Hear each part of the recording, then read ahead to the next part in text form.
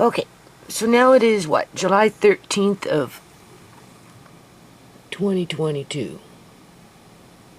Interesting, I can see better through these glasses, through the lens of the camera, than I can looking at this with these dollar store glasses that basically still don't work. Alright, so first thing I want to say is, do you see this? Where is it? Right there. Check this out. I put a little poll up there. Do you think skinwalkers exist? If it's a yes, click this one. Opinion 1, 100%. I think somebody already clicked it on. I didn't do that. So, it's working. This one, I think, is just a bowl of wheat or something, right? Because I'm trying to figure out how to use this program. I think I have to make my own. I guess that's a JPEG. No, it's a PNG. I think I have to make my own photo with the word yes in it, and then my own photo with the word no in it, or get something off the internet that's free, and then use that as the image. Okay, so whatever. Somebody already gave it a yay. Because if you look at this, all right, like I wonder where Shimei's teeth went, people. They took Shimei's teeth. She had a beautiful set of teeth. And we know they're manufacturing robotoids, androids, freaking Borgs, who knows. They're doing something. So hold on a minute. Oh wait, before I do that, because I'm making a coffee. I have to make myself a coffee for this one, people. Anyway, I just wanted to point that out, that I'm going to muck around with this for a little while. Because, seriously, I have to figure out what I'm going to do with the foundation, people. Serious. So, YouTube staff, you can't strike me twice. Not when I'm doing community work. Nope. Okay? This is my feature video on my channel. Okay? You can see how many videos I have. That's how many videos I have, people. And they need to go into playlists. But besides that point. And then we've got this that was done 8 years ago. Right? Because of what I work on in regards to the foundation. No foundation, no channel. Basically. Right? But, you know, life has a lot of twists and turns. Okay, so let's go back to home. And then what we're going to do here is we're going to talk. I'm going to talk. I got decisions I have to make, people. Oh, yeah. Some of them pretty serious. I'll just let that play in the background. Maybe it's just a tad bit too loud.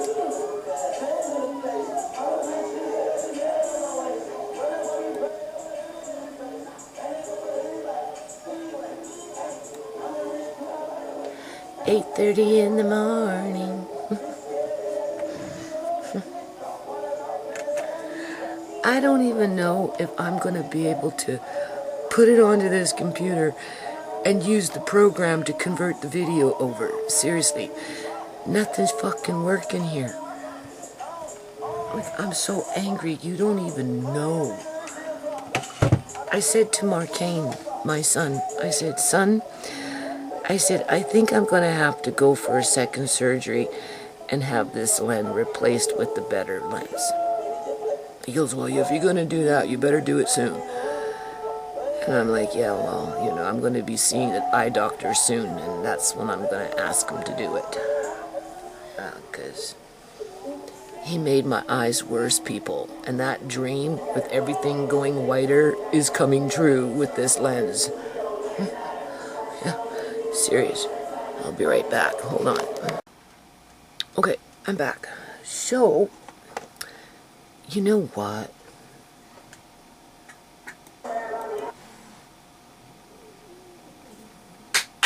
Stupid cats.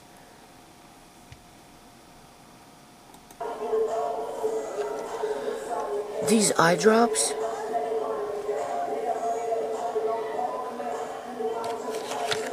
are like messing me up again. Making me tired again. Now mind you, I'm taking these things 4 times a day. This one in this eye. No. Terrible. This one I do in one eye each day. So, okay, decisions.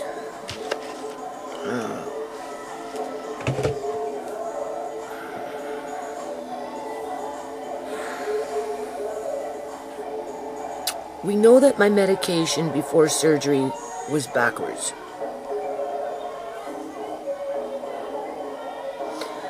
And we know that the doctor should have advised me to get the best lens of all lenses in light of my situation without enough octave nerves to process light.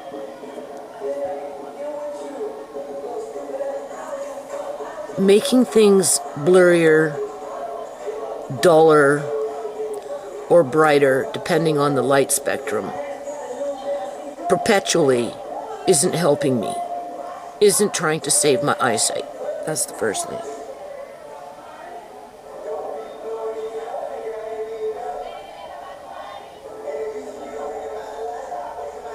So, it needs to be corrected, which means the only way to maybe get what little bit I had back before I had the surgery is to change the lens. And I'll have to pay for it, people. In terms of, I don't know, $700-800 for another lens, maybe?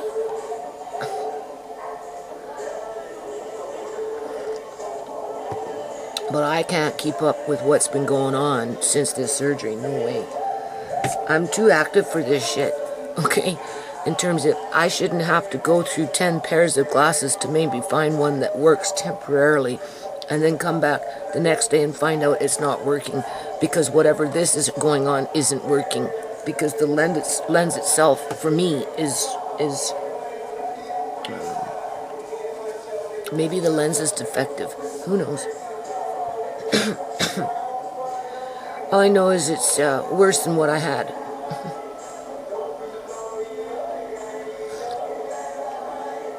And then, the other thing is, we're going to talk a little bit, well, I'm going to talk a little bit about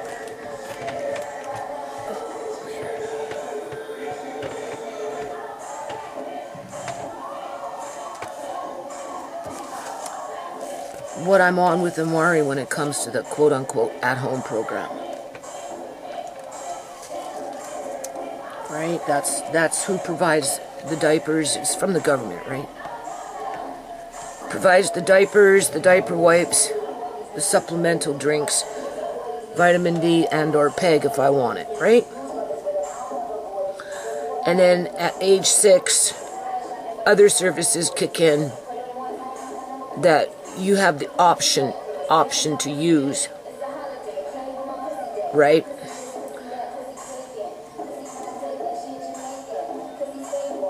Obviously, one of those options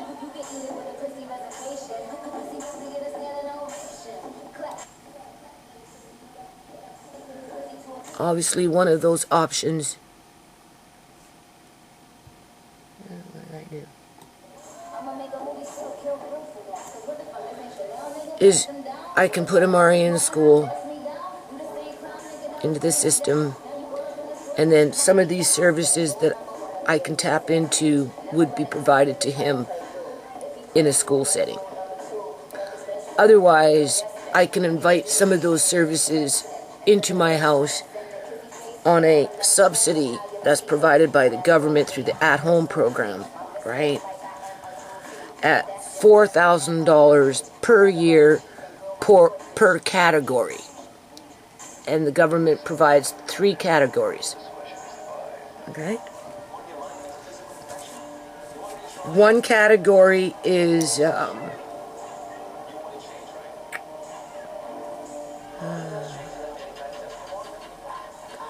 occupational therapy. And that's supposed to encompass itself around sensory therapy, life skills, helps with life skills. So maybe they can teach Amari how to feed himself. That's an example. Like, I don't know, because, you know, sensory needs, like they... What? Hold on a minute. I heard that.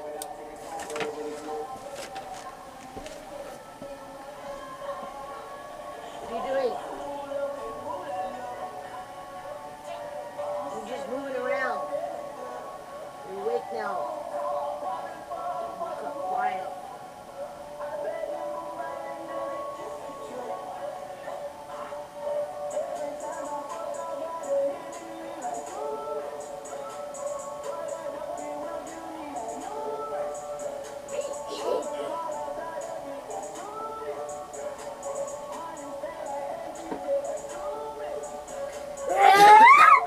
Yeah, what's Nana doing?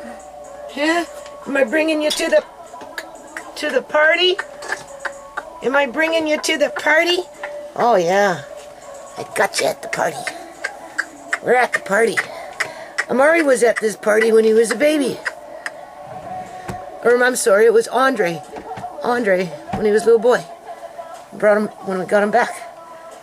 Yeah, we got him back in March of 2014. And this party was a birthday party celebration. It was in October of 2014. So Andre was 3, all bundled up, and everybody was dancing with him. Yeah. So okay. So now look, you can't start grabbing Nana's stuff. That's a hot coffee. I know. What am I doing? What am I doing? Good boy? Okay, be a good boy. Okay.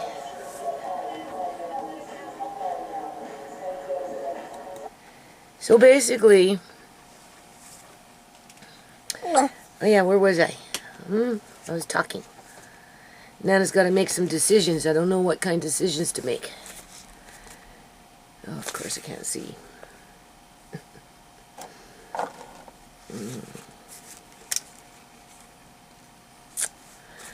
And then there is I wrote everything down here. I don't see it now. Oh boy. Where did I write it? And then there's the physiotherapy part, right? And that's more stretching, and I'm looking more for massage. Obviously stretching in with the massage.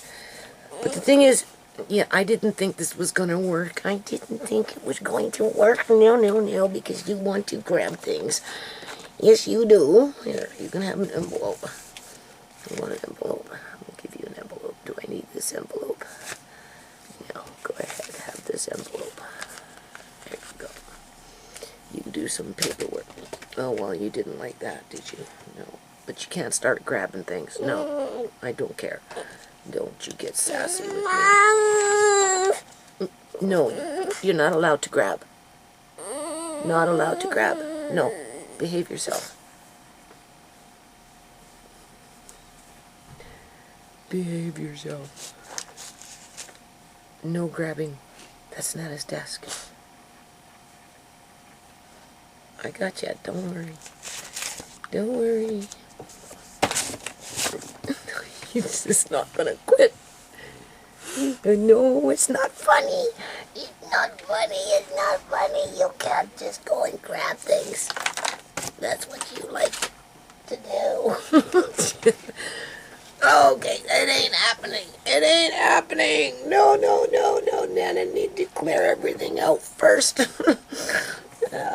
Give you some homeschooling here. Let's go and put you back where you were. Oh, yeah.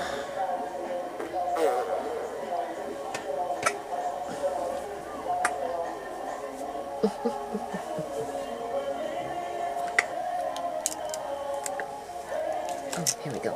Let's listen. Let's listen to this.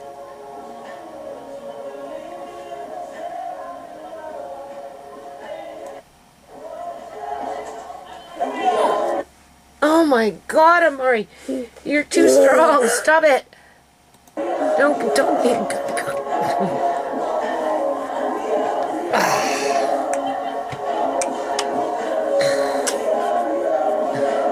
See this.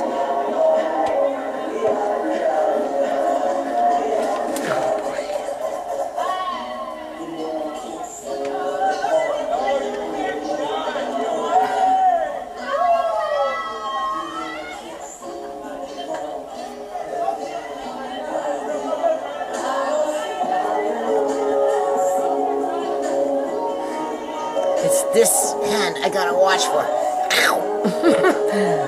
Right?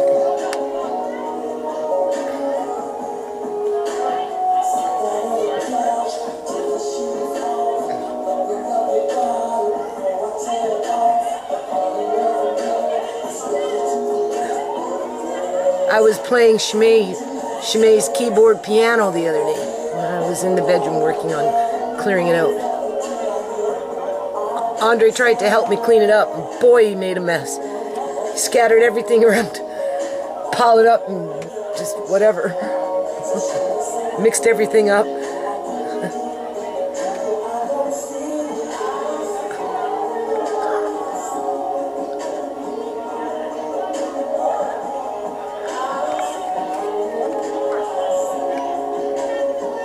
See, a physiotherapist would come and do this, maybe.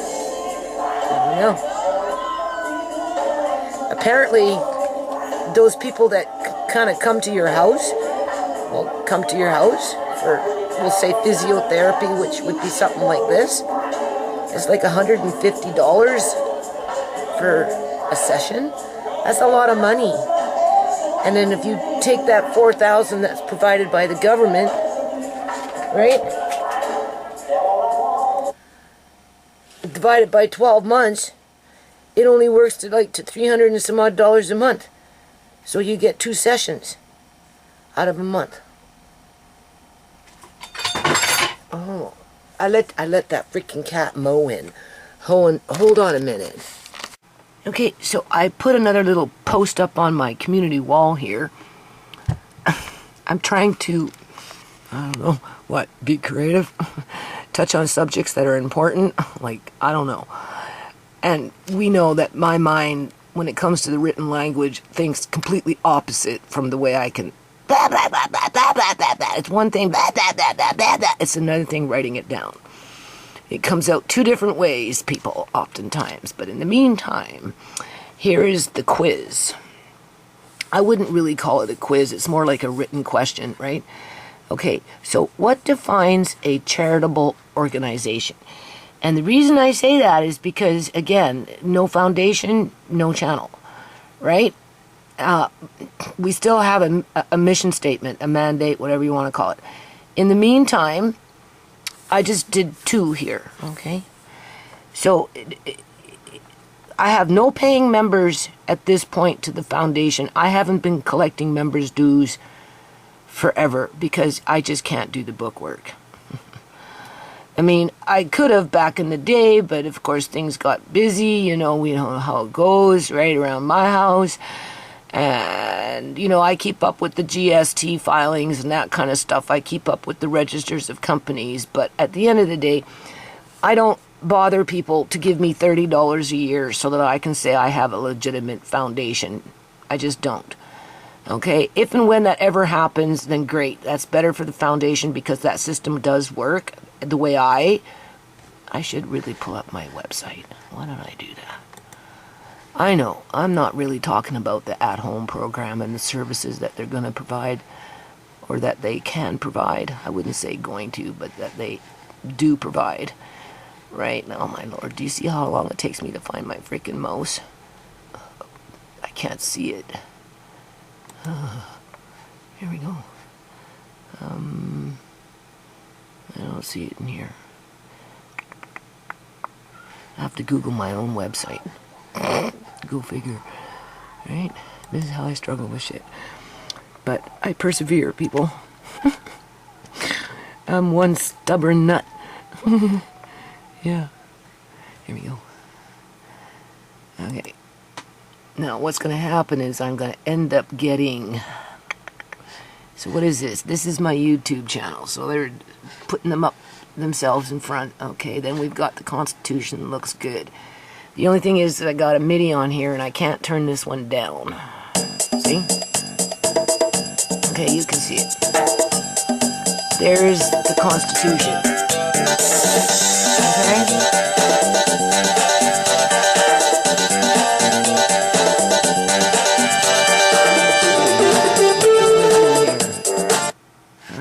Was able to turn it off. Alright. Oh my god. Anyway, we know, right? So, what can I do? Where can I go? I don't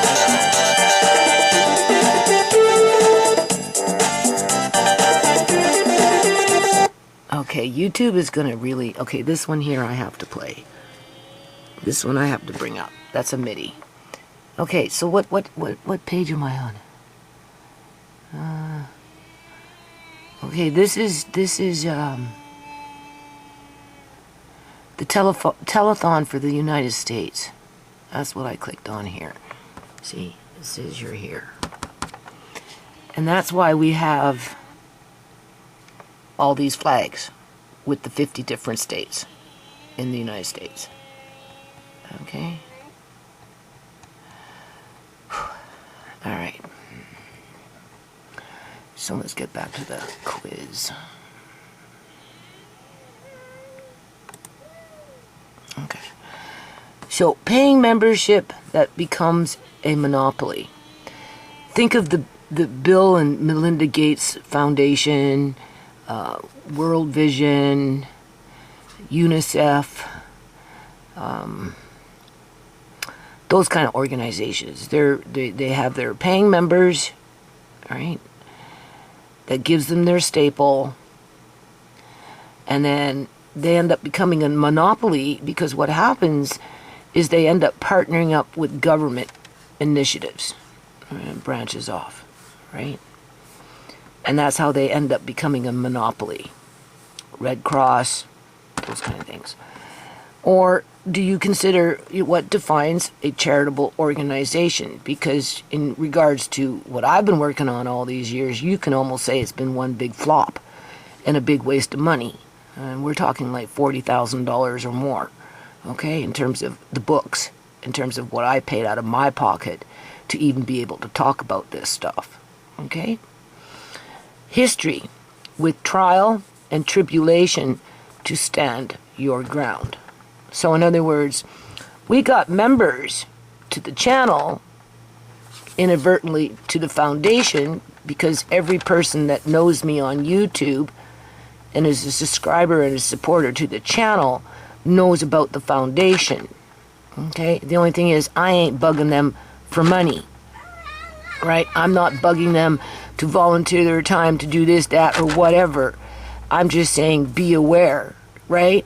So we've got Lucy, we've got Peggy, we've got April, we've got Tammy, we've got Midsnap, we've got a few other people in there that pop up every now and then, right? You know what I'm saying? We've got Truth for Reality, right?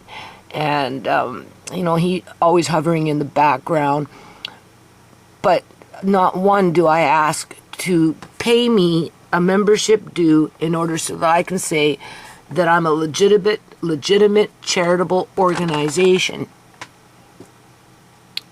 that's trying to do good in the community. Because if you look at the monopolies that basically have taken over the nonprofit industry, because it's an industry like any other business, okay? It's very competitive.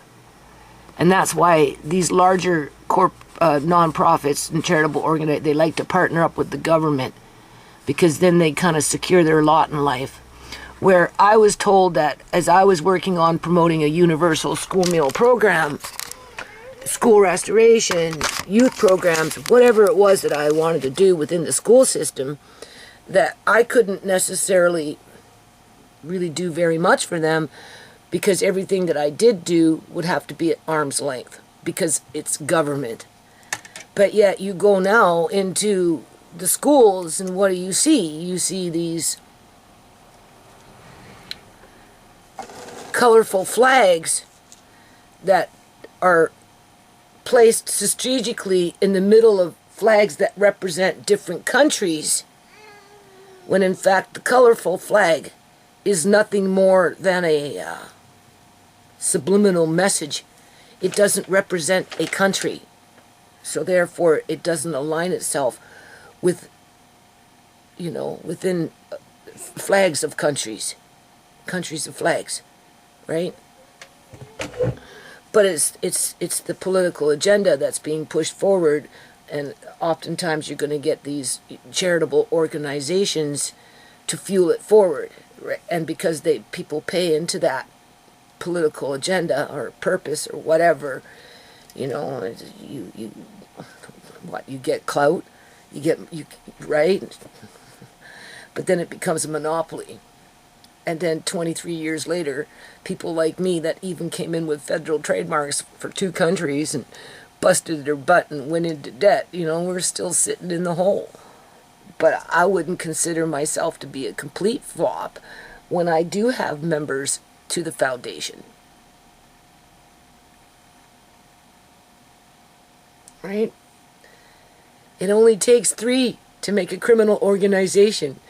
It only takes 3 to make a legitimate organization. How about that? Let's just flip it. Since they like to flip it on us, why don't we flip it on them? Just because you have 3 million paying members doesn't make you more valuable than, say, my organization that has history through trial and tribulation and still can stand their ground with the 3 legitimate members standing beside me. Yeah. Because if those organizations collecting those member dues were not to get those member dues anymore, they'd be in my situation and they wouldn't know what the fuck to do. They'd fold up. That's what they would do. The only thing that keeps them going is their partnership with the government to continue doing what they do, even though oftentimes what they do isn't necessarily charitable. Especially with these larger organizations where they skim off six-figure incomes for the people that run these organizations. That right there is scandalous. Right? Doesn't leave much left for the little people. You know what I'm saying? So, anyway, I'm just mucking around here, right? You get the point. I think, right? Like, I mean, I know I don't have much to hang on to in terms of, I don't got the bragging rights of a bigger organization to say, oh, I've had, 10,000 members give me $30 a month faithfully every month for the last 5 years, and therefore financially that's why we are and where we're at. No, what I've had is a whole lot of freaking gang stalking people, targeting of my family, harm and injury and death. That's what I've had, okay? That's a totally different freaking ball of wax for when it comes to a non-profit, right? And that's where history and trial and tribulation to stand your ground becomes important. More so than the monopoly, because with the monopoly comes corruption. It only takes 3 to make a criminal organization. I weeded that out of my foundation a long time ago. Okay? Hold on a minute. Okay, I'm gonna finish this video. I'm just looking at this little, I don't know, poll, quiz, question. Okay, so this at-home program provides $12,000 a year at $4,000 per category, so that's 3, to provide me access to higher outside help with Amari when it comes to physiotherapy, which is stretching. Obviously, I'm interested in the stretching, but I want more massage, right? That kind of thing. And then there's the occupational, to which, you know, I have like, I have a lot of teaching stuff here, right? I don't know. In terms of like things like, just, yeah, okay. We'll just say wipeout board with different colors. Teach him colors so he can identify colors, right? So they would come in twice a month or whatever, based on $150 per session, to which I'm thinking, well, what is the government doing? Are they just paying themselves in terms of, you know, these people that are being hired by me have to tap in to getting paid by the government to prevent fraud, which I understand. So at some point they're going to have to be, I would think, certified for the government to even pay them. But how much of it is going towards taxes and their, you know, dues when it comes to paying government, right? You know, out of $150, how much do they actually make in wage? That's what I'm trying to say. Because it seems like, you know, robbing Peter to pay Paul kind of thing, because 2 times out of a month at $150 a session for teaching Amari colors doesn't seem very reasonable. Like, it just doesn't, people. Right? It's more like, you know, I'm the teacher. I'm here to show you, do this, this, and this.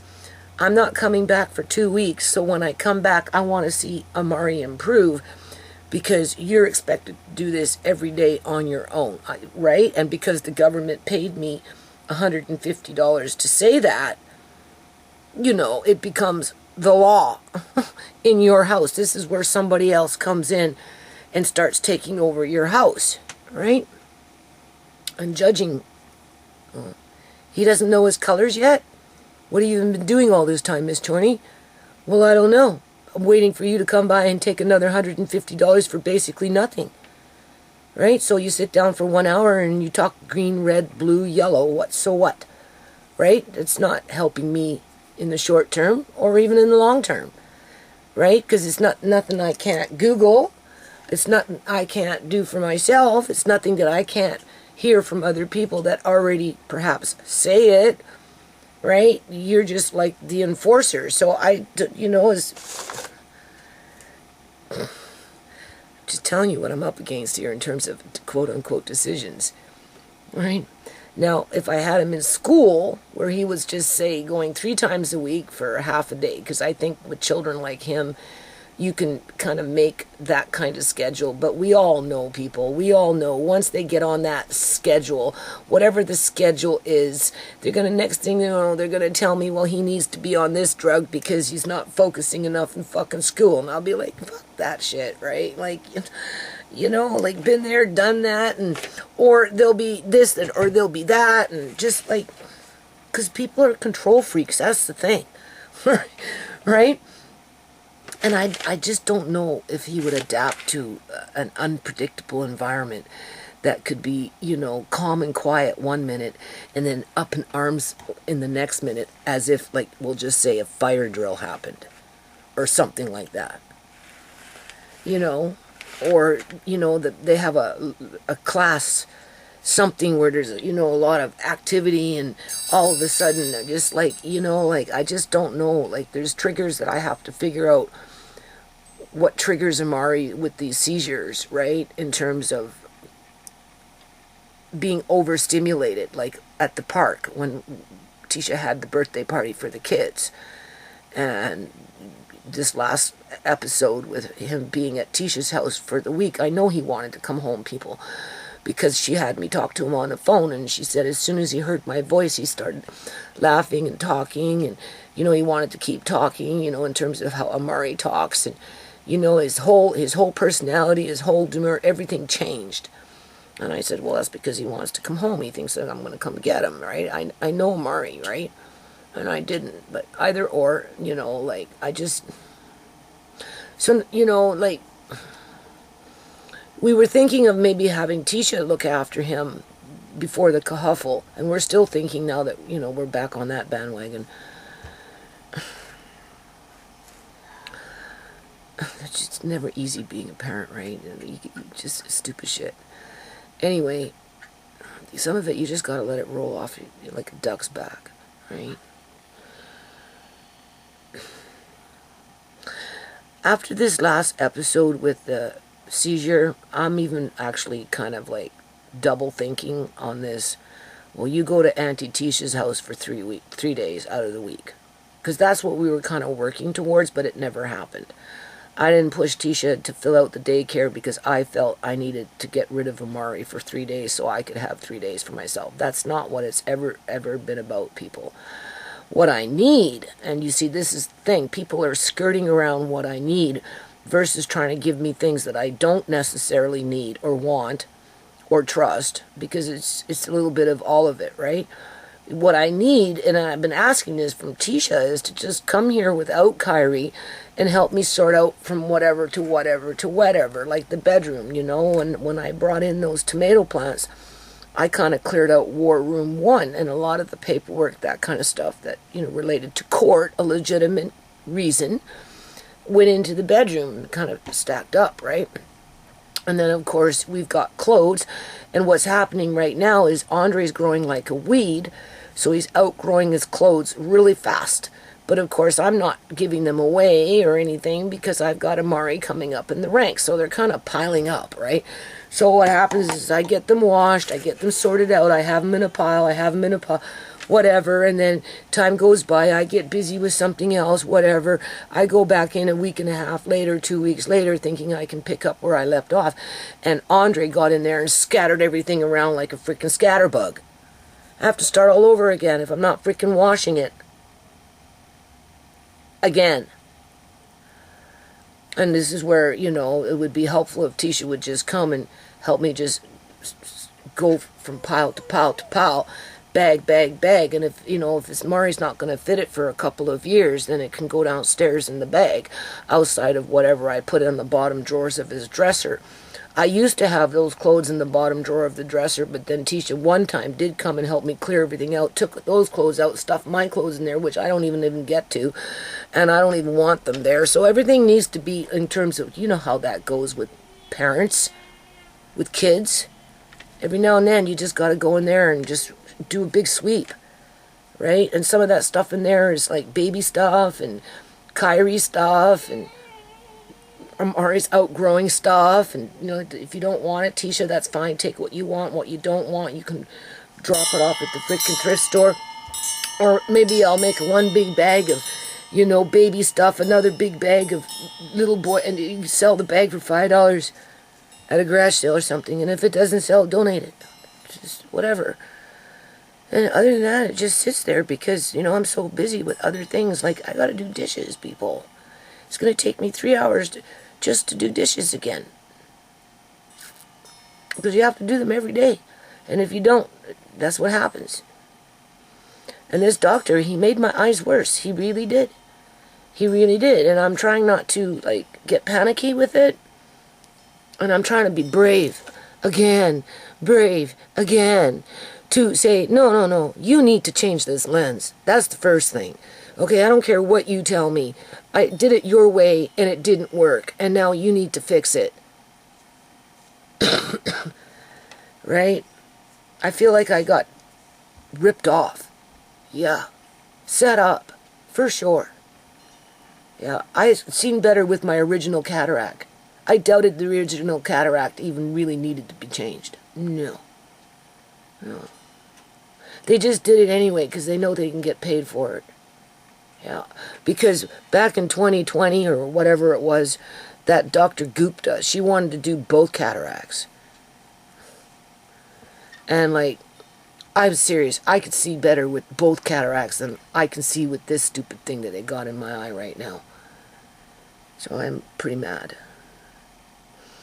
So anyway, and then I get Andrew from, you know, this at-home program. He's a different kind of social worker, calling me up, and it seems like every time Amari has a seizure and MCFD social workers show up, Andrew shows up because of their, you know, their fucking networking.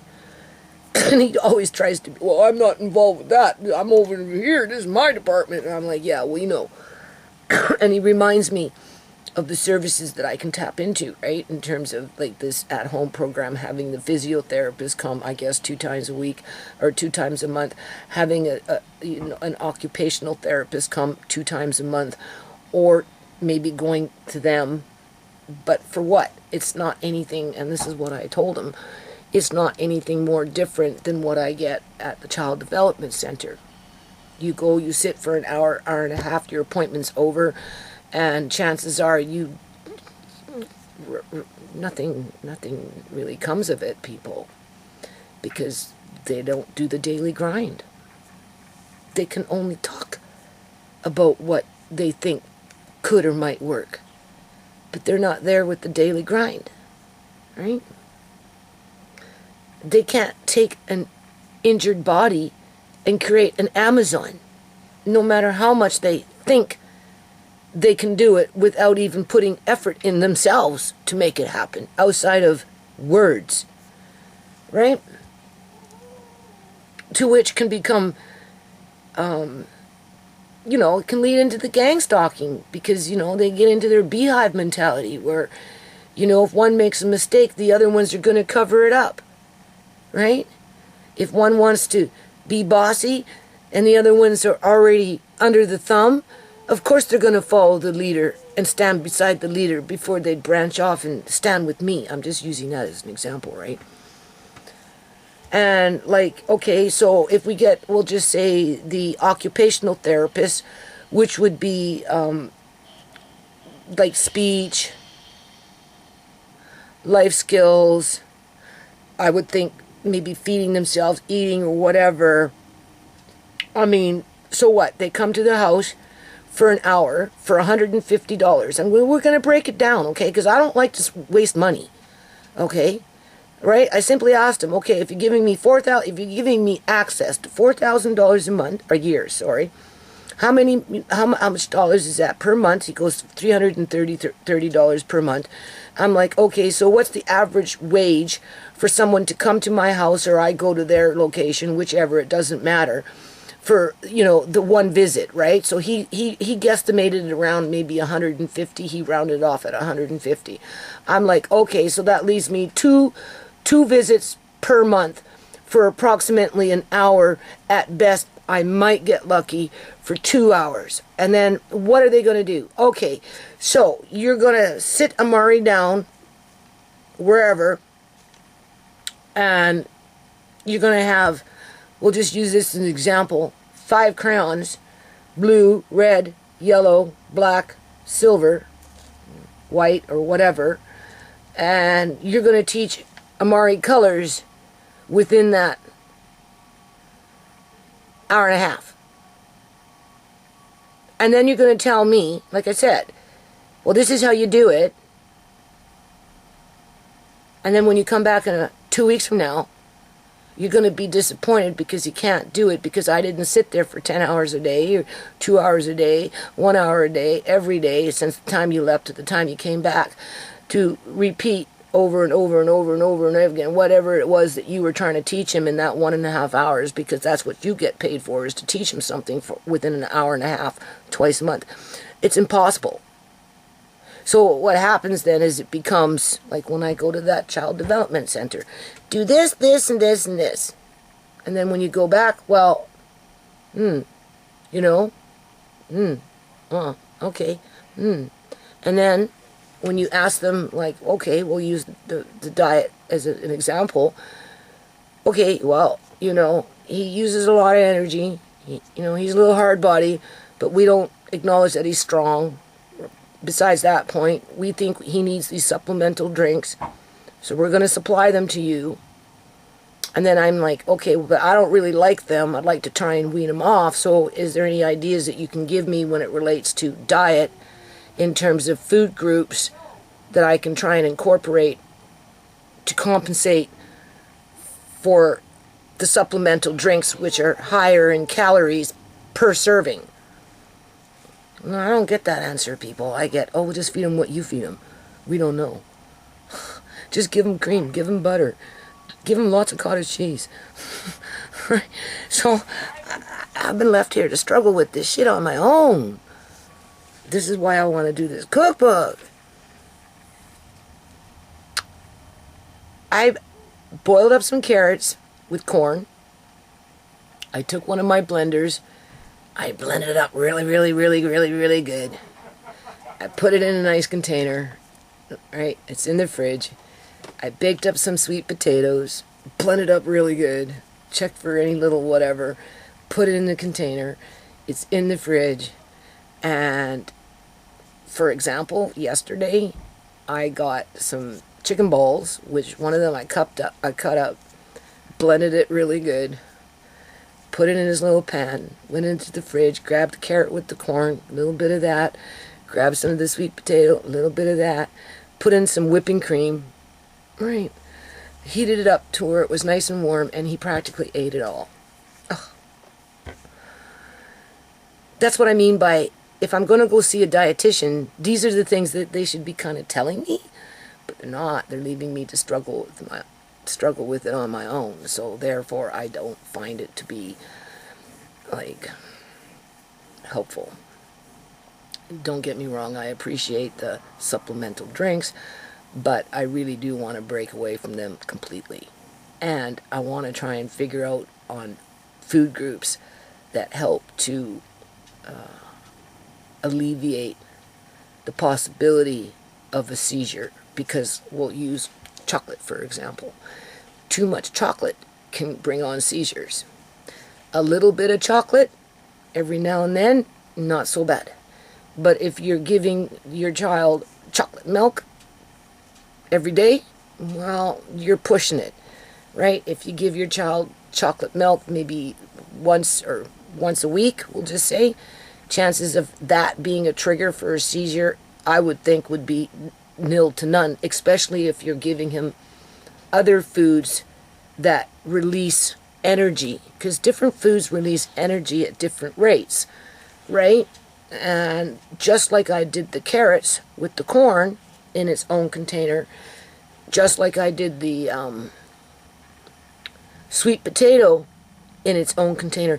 Honestly, I need to get into the Cantatelli beans, or even the Great Northern White Beans, and do the same thing. And then incorporate that into his daily diet once or every second day, right, as staples to regulate his blood sugar. Because blood sugar spikes can bring on seizures. These supplemental drinks, and we've tried to tell these people this, that there's, I don't know, you open up one and it has really no smell. You can't really smell anything. You open up another one and you can really smell the pineapple. And that we took, when Amari went to the feeding team, I took the bottle, like the little whatever container, right, with the supplemental drink. I opened it up there. I could smell it because not everyone smells that way, only some of them. And I said, here, you smell it. Like, why? Why is it that some smell like this and other ones don't? And they smelled it, and they said, oh, well, it smells good. It smells like it's tropical. And I'm like, yeah, but why? Why is the difference? And Andre pointed it out yesterday. We've been using, and he opened up one yesterday, and he said, Gina, this one really smells like pineapple. You know what, people? This could be spiking Amari's blood sugar. And that's a product that's being manufactured by a major company that provides a different smell per supplemental drink. You don't know what you're going to get. And when you phone up the company, in terms of the distribution company, when, you know, they, right, you inform them, they act like, oh, well, it's just the way it is. You mention it to the feeding team, oh, well, it smells good, don't worry about it. But at the end of the day, it could be affecting his blood sugar level. More reason to get him off these drinks. That's where a dietitian would be helpful in terms of working with food groups, getting the calories down per food group. Like beans obviously have more calories than carrots and corn, right? But if you have them, right? So that's what I'm going to continue working on. So when they say, you know, an occupational therapist come into your home at $4,000 a year at $150 a pop, that would approximately come into 2 times a month. You know, it's not like it's, I don't think it's going to be that helpful, people. I really don't. I don't. That's not the kind of help that I quote unquote need with Amari. I feel like I'm inviting spies into my house in that situation. If I had somebody coming to my house every second day, or like a homemaker, like, I don't know. I've never been in this situation. Like, I'm thinking of Tammy. Tammy works with, but he's an adult now. Either or, it doesn't matter. He's disabled. And she comes into the home, and I don't know what she does. She looks after him. I doubt she just sits there on her cell phone doing nothing as she's keeping an eye on him. Okay? For what length? For how long, at what pay, I don't know. I just know that, I don't know, people. Like, if I go outside for the occupational therapy, it would be more like I'm paying for questions. I'm paying $150 to pick their brain to say, well, help me build in a freaking recipe book. Help me put together a recipe book. I'm just using that as an example. One where we can control his blood sugar via through the foods that he eats in combination with any supplemental drink that he might be on. Because honestly, people, he didn't start getting seizures until they changed the drinks.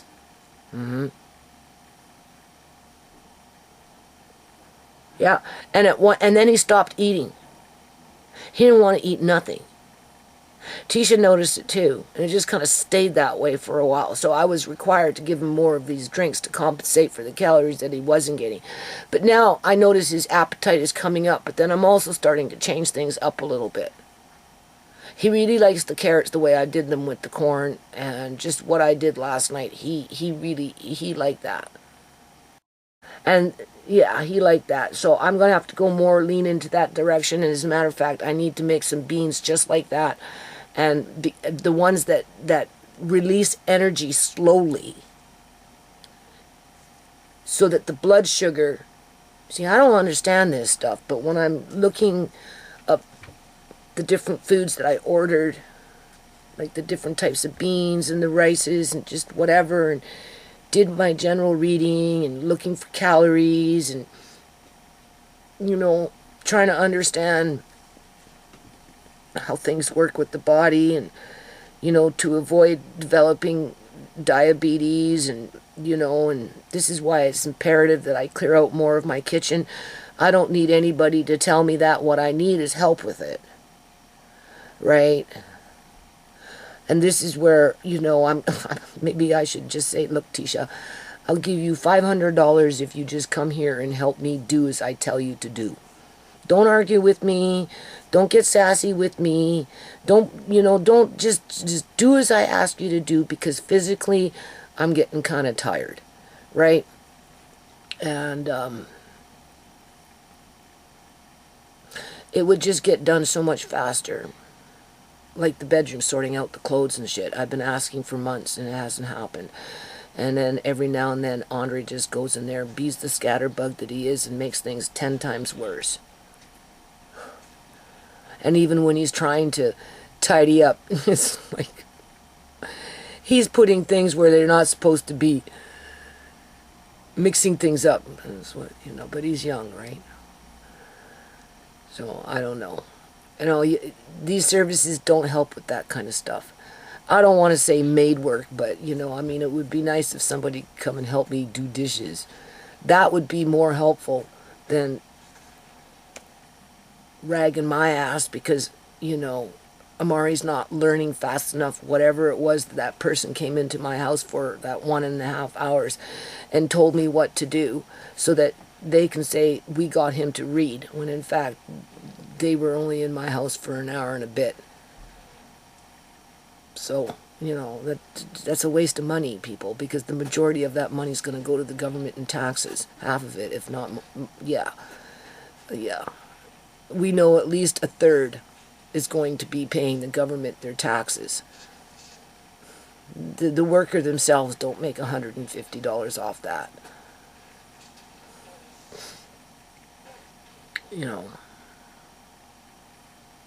And then I said, well, what if you get a Karen coming into, I'm talking to Andrew, right? I said, well, what if you get a Karen coming into your house? And they want to take control, right? You know how people are, right? They're all control freaks. That's to some degree or another, right? And they figure they're set, they got their little part-time position and, they're on the prowl or whatever, and you decide that you don't like them because whatever reason, they're not compatible, and you're not going to allow them to bully you in your own house, never mind your own freaking kids or whatever it may be, right? And pay them yet to bully you? Yeah, okay, so you want to, fire them, right? Basically, let them go. You don't think they're not going to come back with a freaking vengeance? Especially if you're already a targeted family, people? Like, come on. Like, seriously. Like, this situation is so precarious because, Amari goes, Amari goes to the hospital with the seizure, right? And this last little bout, like, they overdosed him with that Ativan stuff. They gave him 3. And that's why he took so long to wake up. But it's like when they had him all, like that for when they were doing their meningitis test, right? Like sometimes they don't overdope him and he's back within a few hours, right? 4 or 5 hours or whatever it is. And then there's other times where they drag it out and make it so that they keep him for at least 24 hours or pretty damn near close. Okay? And that's usually when the social worker shows up, because they're informing the social workers. The only difference from this time from the last time is they weren't chasing me around in the hospital.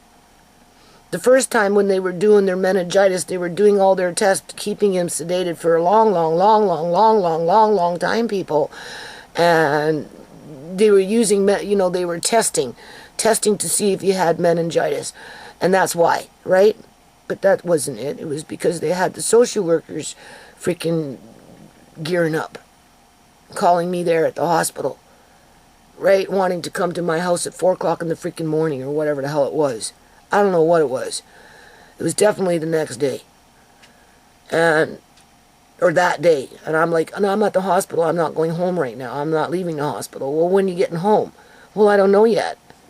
My grandson's like here, right? Like, I want to be here, right? And I'd leave my grandson to come here to appease a social worker as they're keeping him drugged up just so they can, find the dirt on me? Okay. And then this last time, that nurse, I think it's me that's making him puke and gag because I put too big of a tube down his throat. Like, what the hell? Right? With everybody standing around watching. They're not doing anything. They're just watching. Right? Because they're students, people. So they basically got students practicing on my grandson.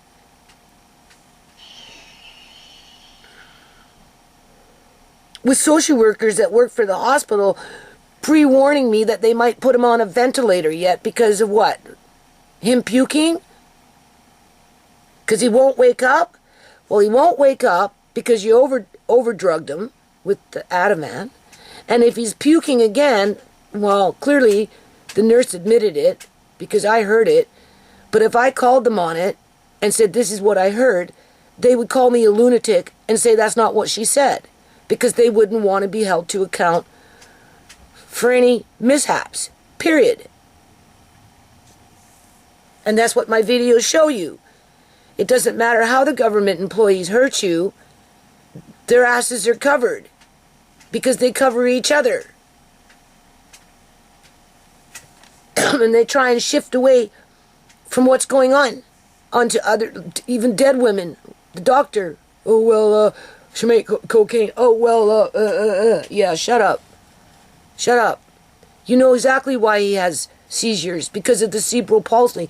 And he didn't get them until they came in with a supplemental drink that one time you open it, you don't smell nothing. Another time you open it and it smells like tropical fucking fruit. So how is that consistent? It's not. But the feeding team seems to think it's okay. The distribution center seems to think it's okay. Right? As long as I'm giving it to him, it's okay. Forget about anything else that I might be feeding him because, you know, you got the supplemental drinks. But if I had to put my finger on it, when did the seizures start? It started when they changed the supplemental drinks. To which, even after all this time, it's a hit and miss as to how much quote-unquote pineapple, because it smells like pineapple. Andre says it smells like mango. Sometimes it smells more like pineapple, sometimes it smells more like mango. Other times you don't smell nothing. Like, what the hell? But it's enough for them to accuse me of something. Why is he here? Well, I don't know. Maybe because he has cerebral palsy. Well, since you're so smart, Miss Judy Chorney, why don't you tell us what part of the brain then that got damaged? Well, what do you mean? You should have that information right there. It's not like Amari hasn't been here before. You should know exactly where the brain damage is. So now I'm under pressure to make a book, so that I can hand it over to the paramedics so they can read what they want and ask for the book back. And then when I go to the hospital, take that same book and hand it over to the doctor so he's not asking me the same questions that the paramedics asked, right? And then accuse me of being fucking stupid. Or uninformed, uncaring, negligent, whatever. So why would I want to invite strangers into my house at $150 a pop with what's kind of been going on? You honestly think it's going to get better doing it that way than taking them out of the house? Yeah, okay, think about it, people. That's like inviting a woman into your house. We know what that's like, living with another woman in your house. Right? We all know. It's no different. If I had a big monster home with a neutral environment, like a great rumpus room, you know, with open space and, you know, right, then maybe it would be feasible.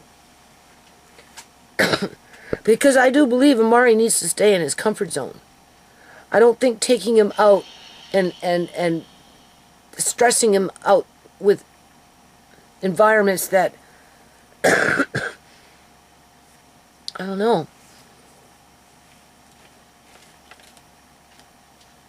are unpredictable, right? And I'm not trying to pawn him off either, people. I don't want him pawned off. I never pawned off not one of my kids, ever. Ever. Oh, I can't cope. Oh, I just take him away and you deal with it. Oh, so I can have time for me. That's not me, people. I'm not saying it's wrong. I'm just saying that's not what I want for Amari. Okay? Okay? It's not what I want for Amari. Tisha's different. If he goes to Tisha's house, that's, you know, she's been there since he's been a baby. And, you know, she asked me, well, gee, Mom, if he comes and, you know, he has a seizure when he's sleeping in bed, like, blah, blah, blah. And I'm like, well, I'm going to go see the doctor, the pediatrician soon. You come with me. We'll talk about that. Because don't think that I don't ever think about that. But at the end of the day, Tisha, you have to build on that heart of steel. There's just no other way. You know, you gotta just exercise that heart of steel, right? You know, in terms of being able to cope with these things if and when they should happen. And just because it could happen shouldn't prevent you from making the effort to, you know, I don't know, but then I don't know if that would be good for Amari, because I'm sitting here thinking, like, you know, he'll start feeling like, you know, he's, you know, like, no, I don't think so.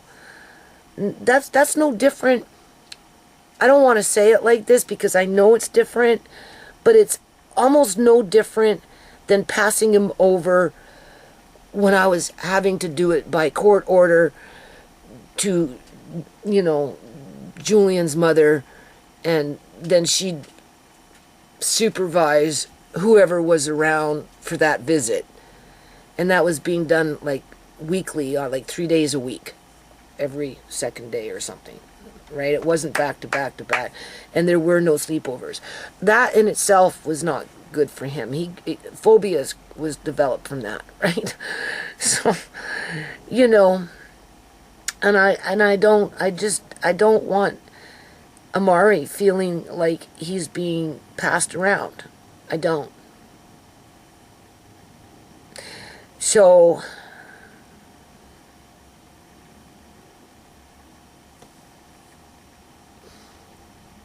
but I don't think 2 visits per month from people that are not, like, oh, I mean, they'd be taking their fucking notes. And, you know all that information is being, it's data. And if you don't like the person, for whatever reason, you just don't want them in your house, nothing personal,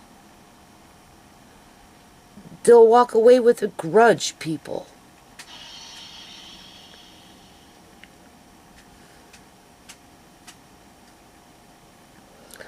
So for as good as their, I guess you can say, intentions are, on the con side of it, on the pro side of it, I think environment plays a key role for something like that.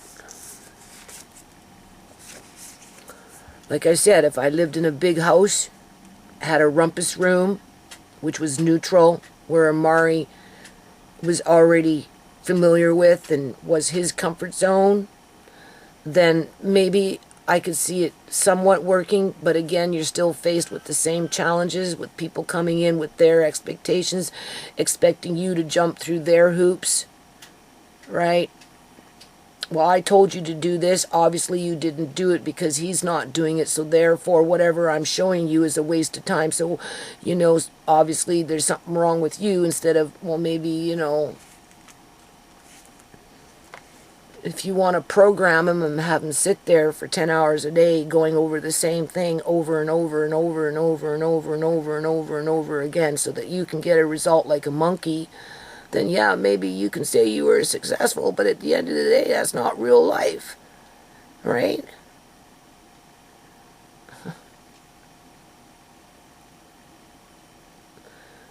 But that's how they're going to determine their success, people. Yeah. Because I've already going through it. I'm just going through it in a different kind of way. I do it in a fucking government building, basically, with government workers.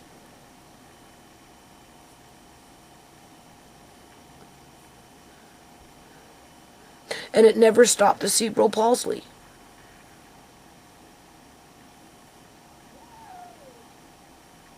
From occurring. Like, in terms of the handicaps that are around that cerebral palsy when it comes to Amari, and the severity of those handicaps. Nothing they did stopped it.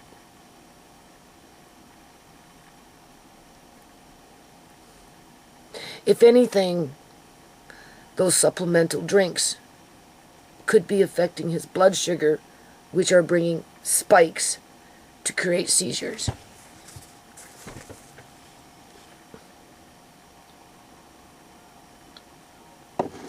So, could I hire a dietitian under that occupational therapist that actually wants to work with me in terms of, well, if we have Cantatelli beans, these are the nutrients, this is the calorie count per quarter cup, or a tablespoon, because if we're giving it to Amari quite regularly to help regulate spikes in blood sugar, right? Because that's what that bean can do. It can regulate the spikes in the blood sugar. It releases energy slowly so that you don't get the spikes. Because I would think that spikes would create sparks in the brain to manifest a seizure.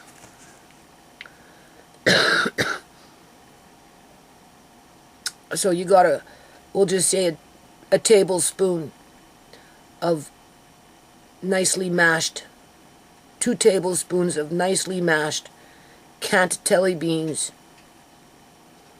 with the carrots that he likes with the corn, and a tablespoon of butter. He likes butter. And some kind of meat that's really pureed, really good, because he needs that meat because he's skinny, right? And meat builds muscle, right? But that's why I like him active, because that builds muscle. It just builds a different kind of muscle when you don't have a lot of fat or you're big boned, right? Everybody's bodies are different, either or, you know. And then just really crunch the numbers with the dietitian in terms of, well, just feed him what you want and just grind it up and it should be fine. No, that's not what I'm trying to hear here. That's not what I want. That's not what I need. What I need is to learn how to control his blood sugar and have it written down so that when I die or I can't look after him anymore for whatever reason, I can just hand over the book and it's all written down nicely, and you know, the next caregiver can just follow up on his daily diet or whatever it is. Without supplemental drinks. They need to be removed completely. So, can I use that $4,000 per year to have a dietitian who would fall under as an occupational therapist to come to my house?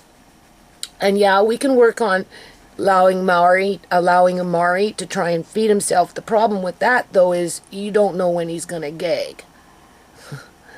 So it can get really, really frightening, right? But we can, you know, I kind of want to try and give him more, or biting his hand maybe too much. I don't know, right? I don't know. I don't think he'll ever be able to grab a spoon and do it for himself. Maybe with assistance he might be able to. Maybe. But to what degree, I don't know. And then we can talk shop in terms of, well, I got a whole bunch of Cantatelli beans in the house and a whole bunch of Great Northern White beans in the house, and I know those ones are good for controlling blood sugar. And, you know, I think, what are you doing?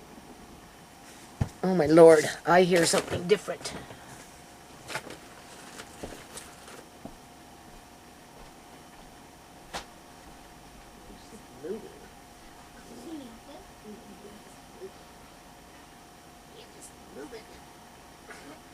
Throwing your toys around. Throwing your toys around. You're just throwing your toys around. There you go.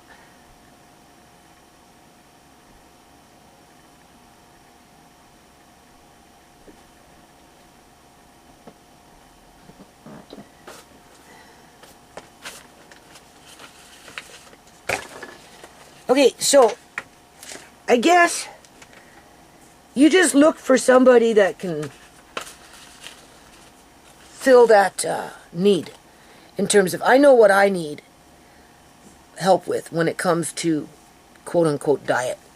I know what I want. I know why I want it. right? And it requires concentration and I guess you could say research with just knowledge of being somebody that works in the profession of actually being a quote-unquote dietitian that writes menus based on nutrients, calories, how it affects blood sugar, all that other stuff. If I can find somebody like that that's willing to work with me, then okay, maybe I could see myself tapping into that program for that particular category.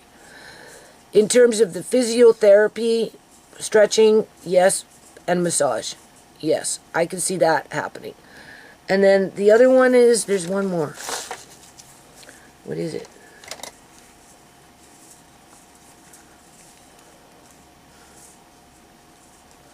I wrote it down, but for whatever reason, I can't seem to find it. Oh, here.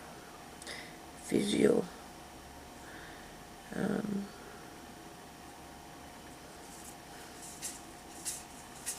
I must have wrote it down on, okay, here we go. Yeah, I wrote it down on a different thing.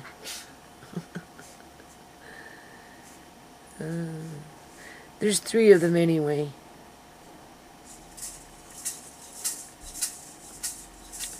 Physiotherapy, the occupational therapy, and then there's one other category.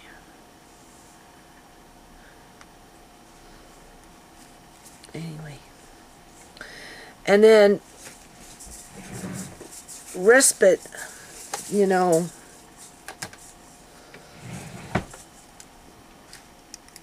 I don't know. Amari does better close to home. Like I said, having him at Tisha's for that week was just, you know, my spidey senses went up. It was too long. Even a day or 2 or 3 every week, week after week after week, honestly, people, the more I'm thinking about it, I don't think so. There's got to, that's another thing I have to work around. And maybe it might be better if just Tisha just comes to the house and helps with him here versus him going there. He can go maybe once in a blue moon, but I don't want to get into that routine where he's being picked up and displaced into another environment for how many days to come back, to settle in, to be displaced. I have never thought that was good for kids. I mean, I've been open to the idea, probably because it hasn't happened, but now that it might get a little closer to happening, because, you know, I've been saying, Tisha, are you going to fill out the daycare forms? Like, what do you want to do? Are you still wanting to try this out? And then having the surgery and having him gone for that week, and I'm like, I didn't want it to happen, and now I'm even more convinced that I need to build in whatever I need to build in his home. And again, this is where a better house would be better. You see, that's the one thing these middle-class people that see Umari as a tool or a commodity have. They have the bigger house because they get subsidized for that. I don't get subsidized for the housing. My housing support, people on my welfare check, I think is $575 a month. That is my housing. Through social services. Let me double check here. I can tell you in a second how much the government gives for providing housing for Amari and myself. Because technically, Andre isn't listed here on my social assistance. Oh my God, see, can't see shit. That's terrible. The doctor ruined my eyes. It's worse than it was before. Yeah. You don't even know. Come on. Shelter portion. I get $570 per month for shelter to house Amari and me.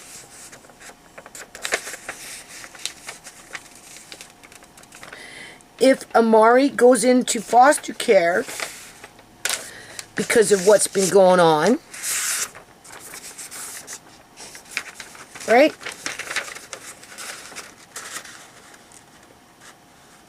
That caregiver will get over $4,000 a month to house Amari.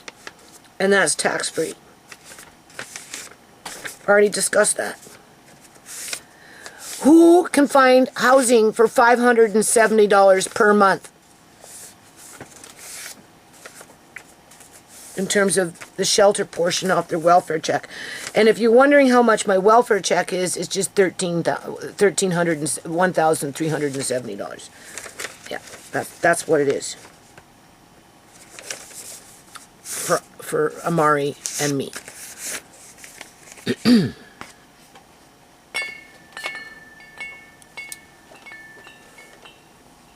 So a foster care parent would get over $4,000 a month to look after Amari, so they can afford living in a monster home, and they won't be under scrutiny like I am.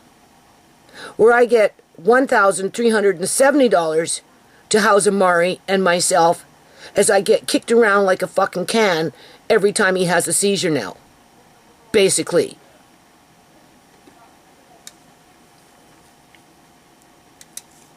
As I'm facing homelessness because the government is fast-tracking tearing down old bungalows as they flush out the houses by picking off a family member here and a family member there and a family member there, so that the family is practically decimated, so they can bulldoze down the house and have their UN soldiers come in and build their stack and pack freaking next generation of slums. Nothing's changed, people. Right? It will take 25 years, 30 years for them to become slums. But in the meantime, they're going to be charging $3,000 a month for a 800 square foot condo that after 5 years, the pipes are going to start busting because they got their little clips eroding on these plastic things that they're running through the fucking walls. And if the mice get in there, oh my God. Oh yeah. Oh yeah. Maybe they'll drop the rent. Yeah, sure. Sure. Sure. People paying for an illusion. Okay? So anyway, this is all just, you know, thinking out loud, right? It's up to me to hire these people and find them, providing that they meet the government's criteria in terms of their positions of employment. And they have to know how to fill out the form. So, you know, I don't know. We'll see. Other than that, I don't even know if I'll be able to upload this video. Honestly, it's so hard to see the computer right now with any kind of pair of glasses. Like, you don't even know. Like, I shouldn't have to go ask my doctor, not even a month later, to replace the lens because he screwed up. Yeah. It's not going to get better, people. No. Because it was the wrong lens to put into my eye because of the lack of octave nerves, and that doctor should have known that. He shouldn't have just assumed that dollar store glasses would fix the problem in terms of, well, you can't see very much right now, so just stick with your dollar store glasses and everything will just work itself out until you go completely blind, so get kind of used to it. But in the meantime, we'll do this, and do that to try and prevent it from happening. Well, it doesn't seem like you're preventing it too you know, it seems like you're speeding up the process here, so, yeah, right. That's the thing about life, though. You can't go back. You can't go back in time. I can't get Shmay back. I can't get Uncle John back. I can't fix what happened to Amari. Can't reverse that. I can't freaking get Sierra back. You know what I'm saying? None of it. I can't do any of it. I can't get my 10 years of working in this yard like a fucking dog, making myself go blind for my landlord that at the end of the day will just sell the problem and say, good riddance, be gone once you're out of here, right? You know, don't look back. Who cares if you only get $570 for freaking shelter, because you're going to own nothing and have nothing anyway. And whatever you did have, somebody else is going to freaking reap the rewards and capitalize off it in terms of my grandson, you know, $4,000 a month somewhere else just because they can. Yeah. Crying for Nana. And not understanding why Nana's not there. Or anyone else that he loves for that matter. Yeah. At least with Tisha, he loves Tisha. But even with Tisha, I don't think moving him back and forth, I don't think that should be the plan. I think establishing you know, preventing blood sugar spikes. Right? You know, keeping his routine fairly you know, stable. And even then, there's no guarantee.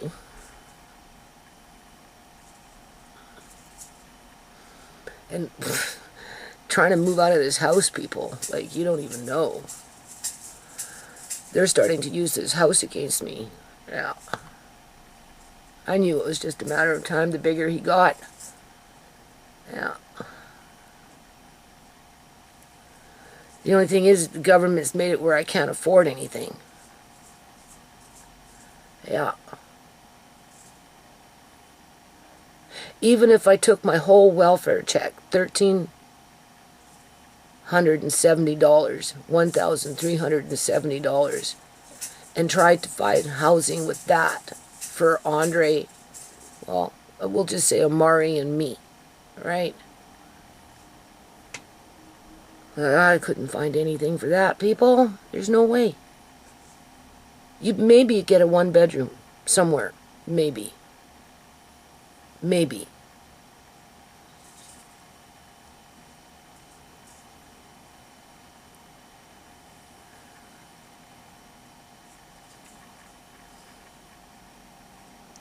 But they'd gladly give a foster care parent $4,000, maybe $4,500 a month to house Amari.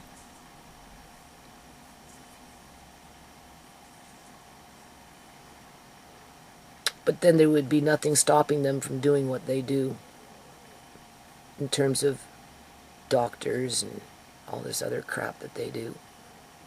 At least with me, I can put brakes down every now and then. I try to. It scares me when I say no to them sometimes. Like when they want to do that thing up his nose at the hospital. And I'm like, no. Right? I don't want anything near his blood-brain barrier. Oh, well, it's not really that. It kind of goes like this. I said, I don't care. Oh, but it's testing for any kind of little viruses that he has. I said, that's okay. You know. No. For all I know, they called a social worker on me for that. Who knows? But they kept him drugged because they called somebody called the social workers. I'm pretty sure it was the paramedic. I think Tisha was just, I think when the shit happened, I think Tisha was just sitting smug, right? But it cleared the air when it came to with Andre, because that's what that was all about, right? And now that that's over with, I can, you know, work with my daughter on a more productive level. Right? And, so I think before maybe he's going there too much, I think she needs to come here more and get paid to help me with him here. However that works out. Yeah, I think so. I think I'm going to avoid, for now, the, here, take him, close the door. I'll see you in 3 days from now. I never liked it then when he was little. I still don't like it. It's not what I want. It's never been what I want. It was something I thought about only because of this pressure that I get from whoever or whatever, right? But at the end of the day, like, no. No. I wouldn't have done it to any of my kids, so why would I do it to Amari? No.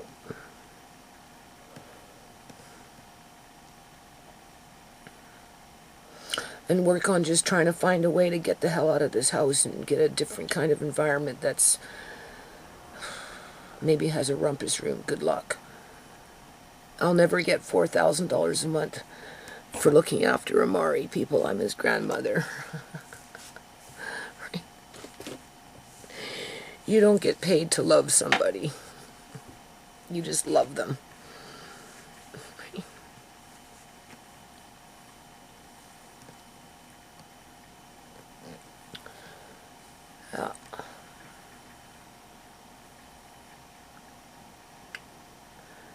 So that's where we're at with things when it comes to decisions. I have to talk to this doctor and get this lens changed. And I have to think about, like this Andrew, he offered me respite, right? $4,000 a month, but that would require Amari. He says, do you have anyone that can look after Amari? Like, why are you asking? Oh, well, you know, social workers are little, you know, they brought your family up, blah, blah, blah. You know, it's coming up. The government's willing to approve somebody. Not everybody. It's a waiting list. And right now there's 2 people. Could be you or it could be them, you know. And I'm like, okay, so what does that mean? He goes, well, you know, do you have anyone to look after Amari? And I said, well, yeah, Tisha. You know, we were arguing there for a bit, but, you know, whatever. She apologized and, you know, back on the bandwagon with trying to build in something with Amari. And we were talking about it before. We haven't done the daycare for him yet because, you know, I didn't push it with her because I don't want her to feel like she has to do it, right? She would want to do it. And she wasn't ready for it, and now she's making inquiries. So, yeah, you know, we're kind of leaning towards that direction. Why? Oh, well, blah, blah, blah, blah. And I'm like, okay, well, if I accept it, then that would help Tisha because, you know, she's not on welfare and she doesn't even get baby bonus anymore because Alex makes too much money. So, you know, she lost her baby bonus and, you know, and blah. And so if we get subsidy child care, then, you know, whatever this respite income is could top it off because subsidy child care probably doesn't pay enough. So, you know, we'll see what happens. But, you know, even if I was to get all of them in order, I don't, now that, you know, with this last seizure and just with everything, people, no, I'm not handing him over like that. I'm not, no, I'm not weekly, not for any length of time. Once in a blue moon, maybe with Andre or something, I could see it. But, no, that's not the life I want for Amari. So that means the only other thing that we can do is have Tisha come to the house and spend more time helping me here with him with whatever it is that needs to be done. Like I gave him a bath the other day. Mark Kane brought him one time to me. Like Mark Kane's willing to bring him to me in the bathtub, right? And then come and get him and bring him out, right? I took him to the bathtub yesterday or day before, and I brought him back out on my own. But, you know, Tisha come by, she can bring him to me. She's done that before and then take him out. That makes it a little easier for me, right? Especially with him getting longer and heavier, right? Things like that, right? And taking him outside so he gets vitamin D, you know, that kind of thing. That would make more sense than her picking him up and keeping him overnight where he's like wanting to be home, missing everybody at home and, you know, whatever, right? So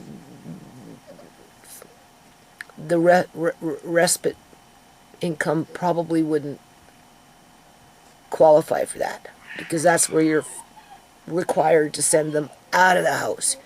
If you notice, they're offering me services to send him out of the house. Why you want me to get him into that routine where he's being out of the house? Are you making plans to come in and take him away from me one day because I got fucking a steam cleaner on my floor and a few boxes over there as I get $570 for fucking rent while you're willing to pay a fucking foster care parent $4,000 plus for rent? Like, okay. If that's not discrimination, I don't know what is. If that's not freaking targeting and setting up somebody to fail, $570 for fucking rent compared to $4,000 for rent, yeah, okay. And then you wonder why these foster care parents live in these monster houses. The Sheldons, the ones that look after Andres, right? Been there, done that already, people. And then call themselves a freaking charity yet to boot. Yeah, okay. Yeah, okay.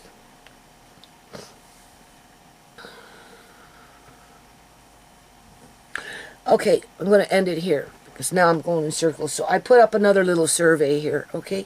And this is exactly what I mean with this survey, okay? It was just, I don't know what it was, a question, a quiz, or whatever. Okay, oh my lord, do you see? I got to check on him again because he's moving fast. I know you're in there moving around.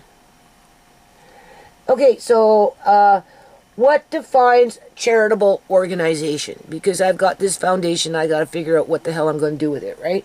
Had it for over 23 years, okay? Blah, blah, blah, blah. Is it paying membership that becomes a monopoly? Now you have to remember, all these people that work within the government, they all pay their members' dues to the government, first of all, for their union, which is kind of like whatever, right? And, you know, the union supports their monopolized charities like the Red Cross, those kind of things. As a matter of fact, sometimes the government even takes off member dues for such charities off of their paychecks that are being paid out by the government. Now, they used to do that. I don't know if they do that anymore. I can still see them doing it because, you know, one rob Peter to pay Paul kind of thing, right? Or one hand feeds the other. More like one hand feeds the other. Where are you? You know.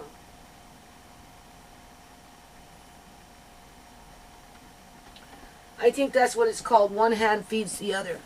Right? And that's why they end up being around for, you know, 100 years. Like, you know, World Vision, the Red Cross, those kind of things, right? UNICEF. I mean, they've been around forever because they are basically in partnership with government. Right? In one way or another.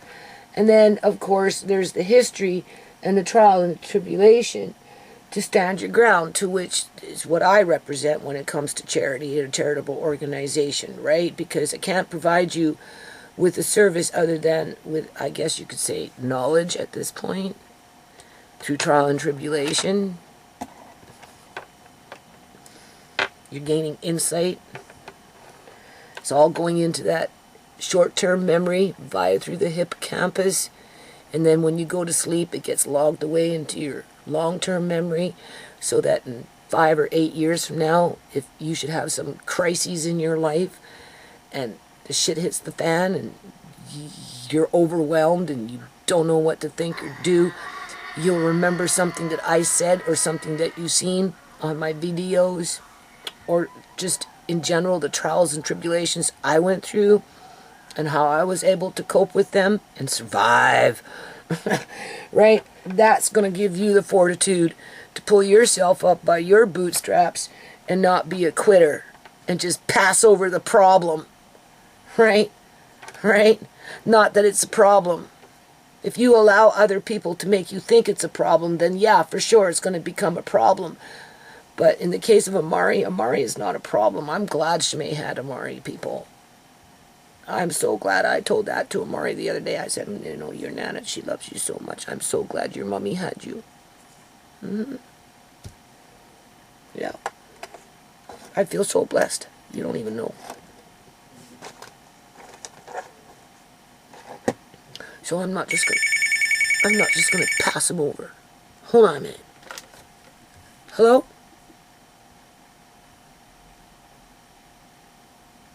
Yep.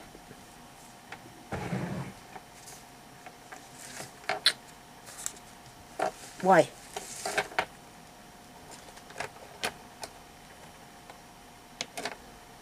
Can we go a little after the 20th?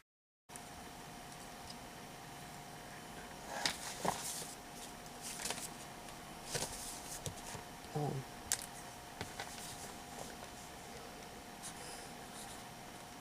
Okay. 12:30. 17th? Okay. Thank you, bye. Okay. That's for the pediatrician.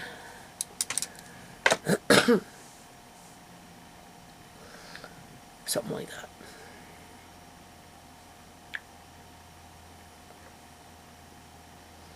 Anyway.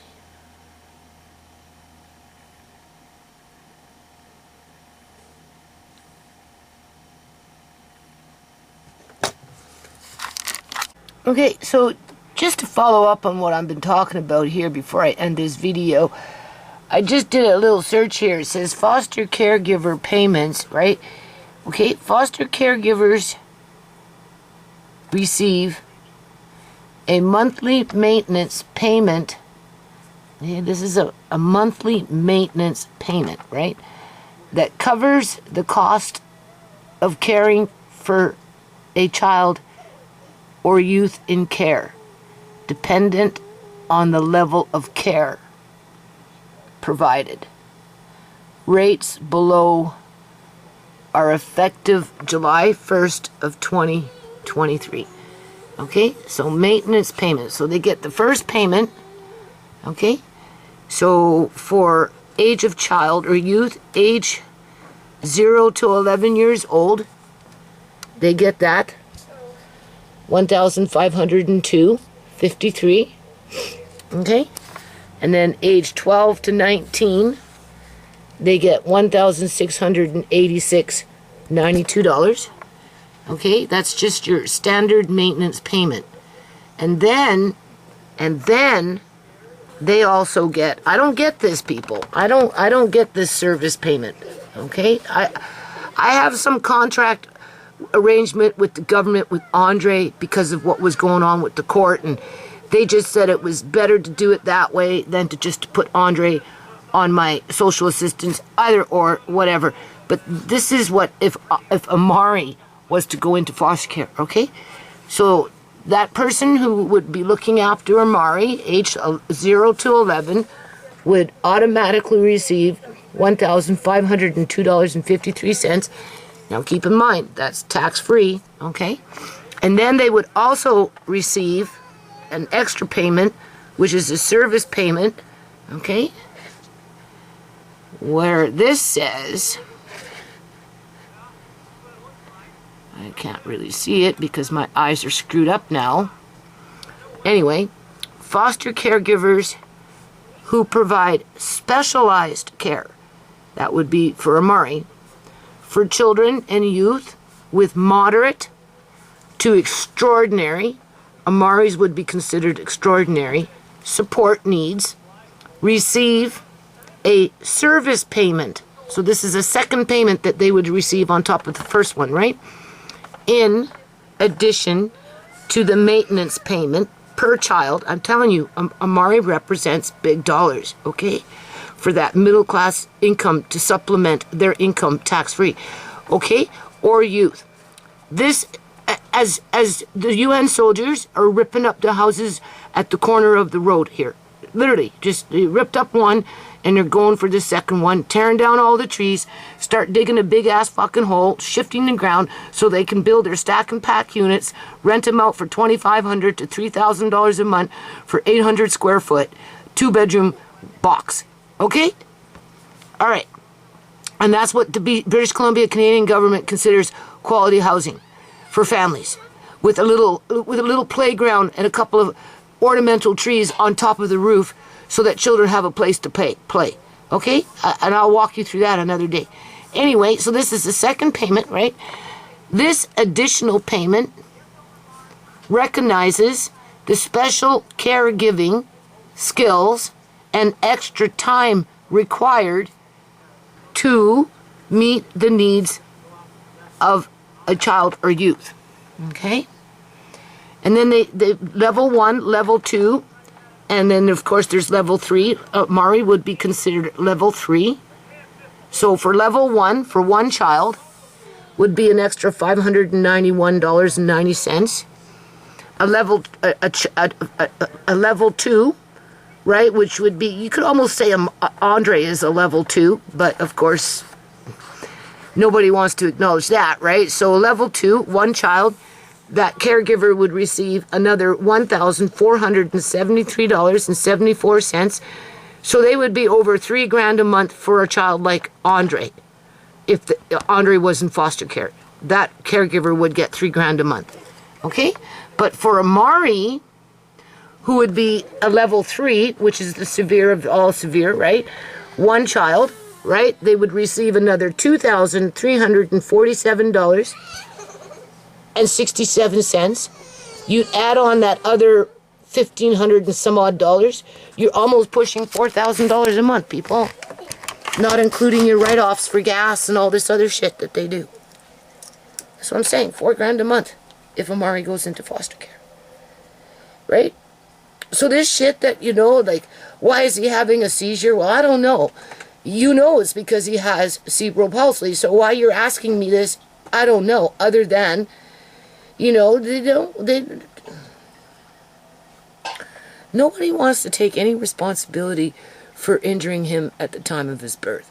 Honestly, people, I'd be very, very, very surprised if this lawyer takes on the case for Amari. Simply because I don't believe in the process when it comes to the court system and anyone that works in that system when it relates to quote-unquote justice, simply because of what I went through with Uncle John and just the whole 9 yards, and then this last little bout with Shimei and just the family in general, and you know, and right, you know, as if I'm not affected by all this, people, as if I haven't been targeted through all this, right? And the ones that are targeted, you know, their voices are mute. The government made sure that their voices are mute. So for them to put in that controlled opposition on the internet, because it was just kind of odd that Justice Ross would say, oh, go look for a lawyer for Amari. You just might find one. And lo and behold, I found one. But really, how do we know that that lawyer isn't a shill working for the government to cover up the government's dirt? Just like every other fucking individual lawyer that I came into contact with when I was dealing with Uncle John stuff. As they're looking at the evidence in their face and they're trying to say Uncle John was dead and therefore anything that I had presented to the court was mute, when it was a flat out freaking lie. John was alive. I had enduring power of attorney. I had power of attorney. I could prove that they committed crimes under the Criminal Code of Canada, and they all washed it under the rug, people. Okay? You don't think that's not going to happen again somehow, some way, just so that they can keep their status quo, right? What we're looking at here, keep that middle class, corrupt middle class fucking household sustaining itself off the backs of the poorest of the poor that get exploited and gang stalked and targeted time after time after time, right? $4,000. And if they're running a non-profit, to which I can show you the one that was housing Andre when they took Andre, that was being operated by a quote-unquote non-profit, they're still advertising their services in partnership with the government. And that's why I did that little survey on my community wall. So what? People pay member dues to a nonprofit so the nonprofit can become a monopoly in partnership with corrupt government and, you know, pluck one here and pluck one there and pluck one there, saying, oh, whatever, you know, they can say whatever the fuck they want, people. At the end of the day, they're tearing down that house. They're tearing down that house. They've already tore down those houses. They're going up by Pastor Granny's house. They put up a fucking development sign up there. They're going to tear down Pastor Granny's house and another 4 houses right next to it, another 4 houses that way, and then they're coming for my house.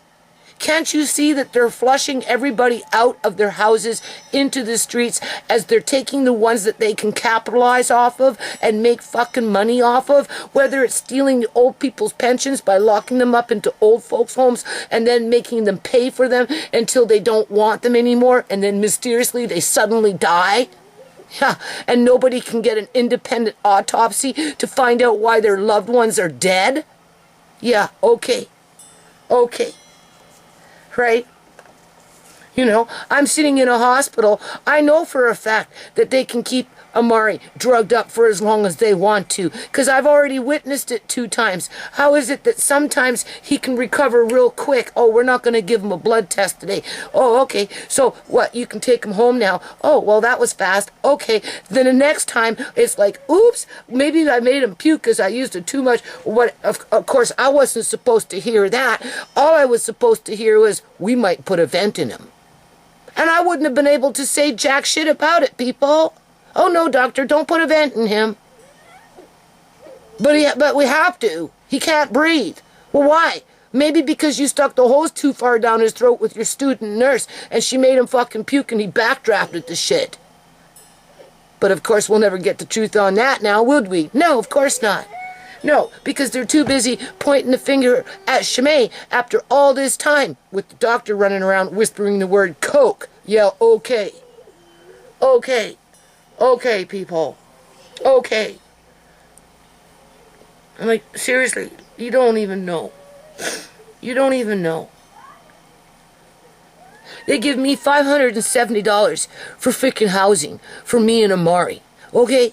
They're going to give a foster caregiver almost $4,000 to put him in a room basically by himself until the government says, well, we need him for this research study, we need him for that research study, we need him for that fucking medication to see how he does on it, or whatever, or maybe we just need his fucking heart, or maybe his liver, and you know, we got it all booked and ready to go with Dr. Barr, what it was his name, Surinder Singh Barr. Yeah, okay. Yeah, okay. At the Surrey Memorial Hospital, of all places yet. Yeah, okay. From the emergency room, like Shimei, to the operating table, people. Like Shimei. And then all they have to do is hook up a few tubes, put a few pads under the skin, and display him like they did with Shimei and say that he was alive until they knew that they couldn't fucking pretend that anymore. And then they'd have to shut off the machine because his body was decomposing after it was fucking harvested. Alright? Been there, already done that, okay? Already been there, already done that.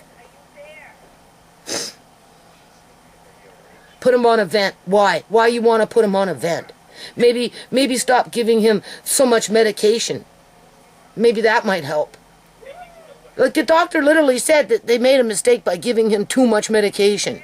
So not only did they give him too much medication in terms of that Ativan or whatever it was, you know, that whatever it was that they gave him, Ativan, they also fucking were making him puke, and you know, he hacked with his scratchy throat from them sticking their tubes down his fucking throat.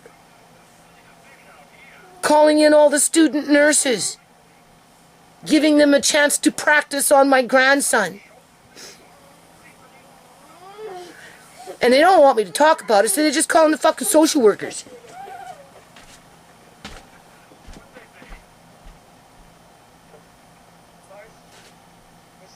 What do you expect? It's not funny.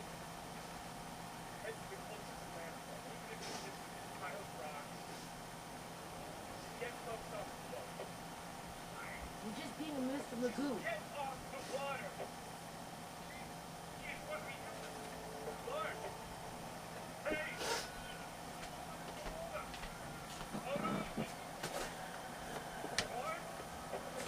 Right?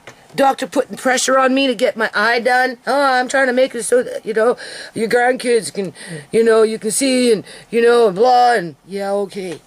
Yeah, okay. I struggle more now since before this all started with this operation. Yeah, that's, you know, a fucking setup. Like I say, oh yeah, not a big deal. Just mix up the medication. Who cares? Right? Give you a shitty fucking lens, even though you can't see very well. So we'll just make it harder for you. But I guess the doctor wasn't thinking about that. No, that was for me to fucking figure out, right? Well, I figured it out, people. And now, I don't even know what's going to happen when I go ask him to do another one. I don't want this lens. I want the better one out of all of them. I can't afford to be having some half-baked lens that only works halfway. Right? What's the point of seeing long distance when everything's cloudy? I need to be able to see what's in front of me, not have it all cloudy in front of me, at least before I could see fucking shit clearly. Unless it was translucent and the whites and the silvers, then it would start to blend in. But I could see, I could read the titles on these freaking books, and there's some kind of haze above my eyeballs, up in here. You know? It's just stupid. So stupid.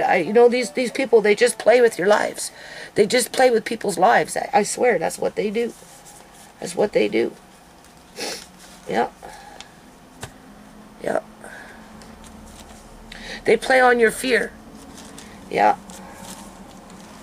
So you make the wrong decision. I should have waited for the eye. I was going to, but the doctor kept freaking gaslighting me. Making it sound, oh, well, your pressure's too high, your pressure's too high, the pressure is too high, 26 is too high, 24 is too high, you need to be in the teens, we need to get it down to 10 or 16, not 18, 18's too high, 20 psi is too high, no, we need to have it down in the 10s, or the 16s, the low teens, 14, we need to get it down to 14 psi, 26 is too high, you need to have this surgery, that's why you're here to see me. You know? Yeah, okay. Yeah, and now you fucked my eye over. And people are going to take advantage of it. And I look at this and I'm thinking, for all the struggle that we've had with Andre with his reading and stuff like this, people, he would have been classified as a level 2. I've known this for years. Yeah, but the way they put him and they got him stacked in there with however they did it through the court, they're saving themselves that money for themselves. That's how they pay for their own, to keep that 2-year contract alive every 2 fucking years. Instead of giving it to the family, they're keeping it within their ministry to keep their department going. Yeah, that's exactly what's happening. Yeah. Manufactured poverty. I told you. Right? And they reward the non-profits that do as they say. Do as they say. This is what the doctor says to do to Andre, and it's, for 15 months straight? Yeah, okay. And that, I don't know what that person was. I don't think it was a woman, though. I really don't, people. I think it was a he, she that did that to Andre. Yeah. Yeah. And that's what the government partnered up with. And because the doctor said so, apparently, that was supposed to happen. Yeah, okay. Somehow it made it right. No, it didn't make it right. They traumatized him. That's what they did. They traumatized him when they took him from a loving home. They traumatized my kids. They traumatized everybody. And they're slowly but surely still traumatizing us. And they're using Mari to do it as the excuse. Because he was injured with intent. That's why. Yeah. Because that's what they do. They target families. That's how they sustain themselves. Right? So they have no remorse when they rip up all these houses and flush everybody out. When I went to go see my eye doctor, I was on the bus. I took the bus to try it out, right?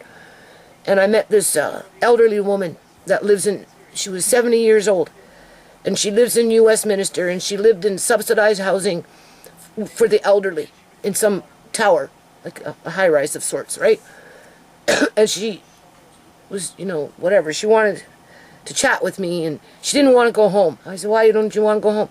Oh, it's full of mold, it's leaky pipes, and this is subsidized housing, and blah, blah, blah, blah, and, and they're trying to kick us out, and we have no place to go. And I'm like, well, how many suites are there? There's over 100 suites. And I said, what, they're all elderly? She said, yeah. And I said, well, we're 100 elderly plus, there's some couples and stuff, right? So, where are all these old people going to go? Oh, we don't know, there's nowhere to go. And it was being run by the Rotary Club or something. Some other other non-profit organization owned the building and was running it to the ground because it was making backroom deals with some fucking property developer. Right? You see how it goes? So they're not only going for families like mine, but they're also flushing the elderly out of their homes, subsidized ones at that. Right?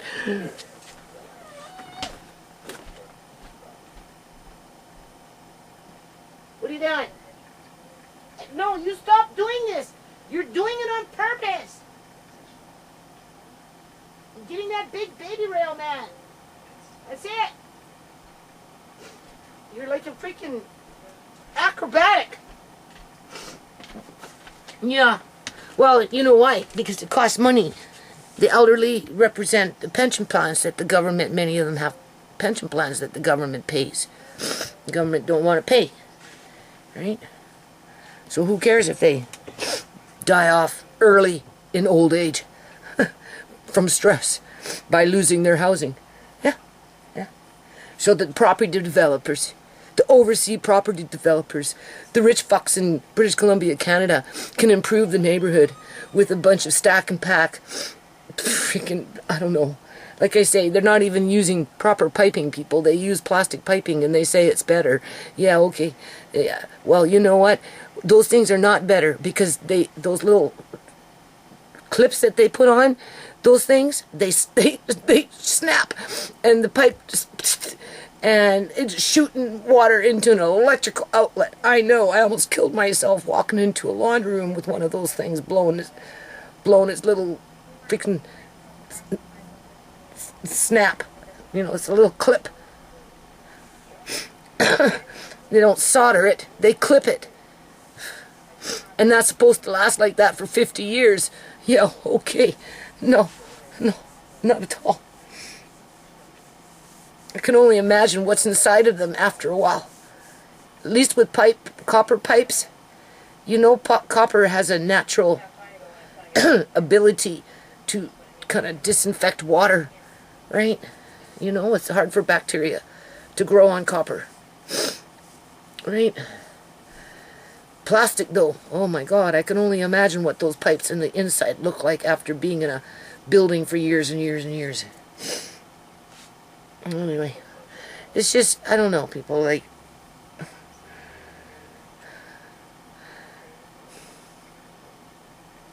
I don't know where I'm going when I leave this house. I don't know what's going to happen. I just don't know what's going to happen, and I don't feel, I just, you know, like, this Amari having seizures, you know, it's just, it's too easy for them to,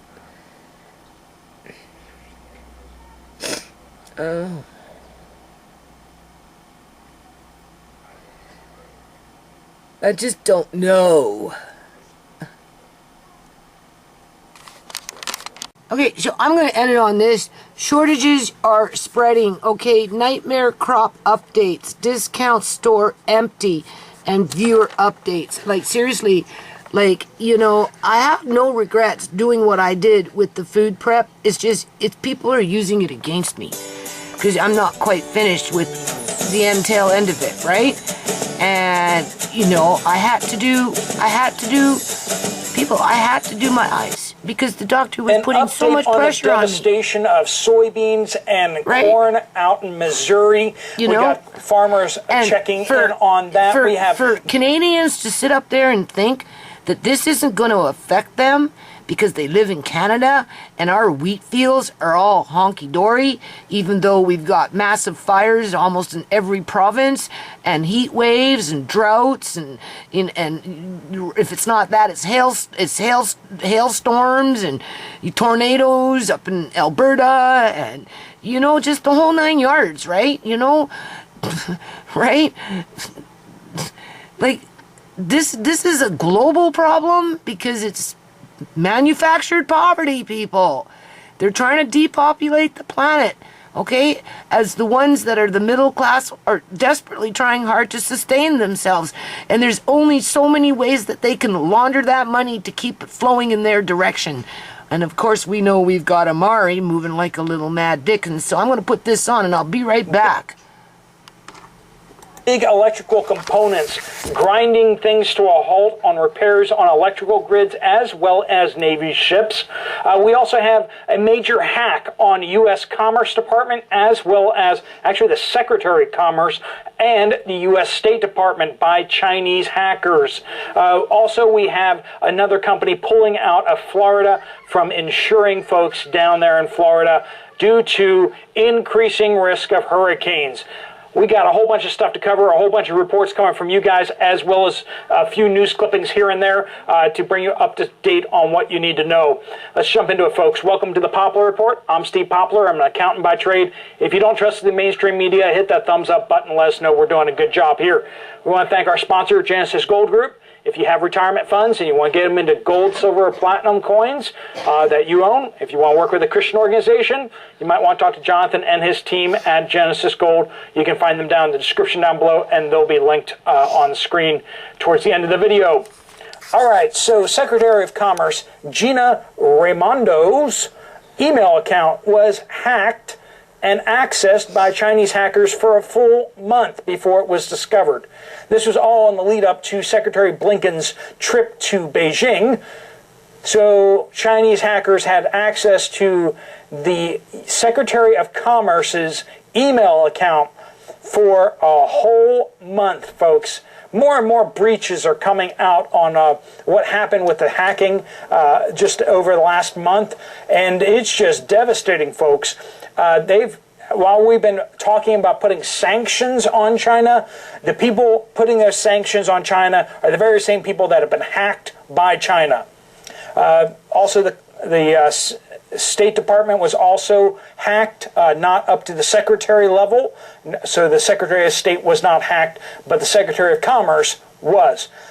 And we have to ask the question, how much did the big guy, how much was his commission on that one? I don't know. Also, Farmers Insurance has decided not to insure Florida residents anymore due to the rising risk of hurricanes. Apparently, they're being told by their smart people in lab coats that due to people having too much freedom and, fossil fuels and cow farts, there's going to be more hurricanes, even though historically there haven't been more hurricanes in the last number of years than previously. So, there's that double speak, right? Believe the science because you can't actually think about the science because the facts aren't there on that. But that doesn't stop 4 insurance companies from being like, we're not going to insure people in Florida anymore because we've been told by people in lab coats who we believe that there's going to be more hurricanes in the future. Yep, that's where we're going to, folks. Soon they're not going to be able to insure your cattle because they're going to be told by their lab coat people that your cows fart too much. All right, moving on. We got a report here from Kentucky Home. I went to make a small donation to our local food bank in central Kentucky. What I saw shocked me. Pallets that are normally stacked with... Hold on a minute. Okay, so let's just finish this. ...with flats of canned food were empty. The manager told me that they usually give out 4 different varieties of veg, but she only had tomatoes and green beans.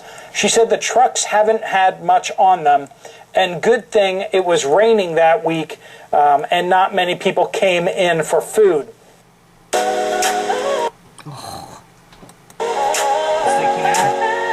Oh, yeah. The fact that food banks have to hope that it rains so that less people show up is truly disturbing. We have Joy here reporting that our local grocery store, H-E-B, ran out of several of their sale items that week. A couple days... Like, you can't even go to the grocery store, seriously, without spending $100 at least, $70 to $100 for, like, 2 small bags of nothing. Right? And if you go and you buy a shopping cart full, you're looking at $700-800. I just went through it, people. Right? I just went to the grocery store. I spent, oh my God, like almost $800. And what did I buy? Not very much. Seriously, not very much. Didn't buy no meat.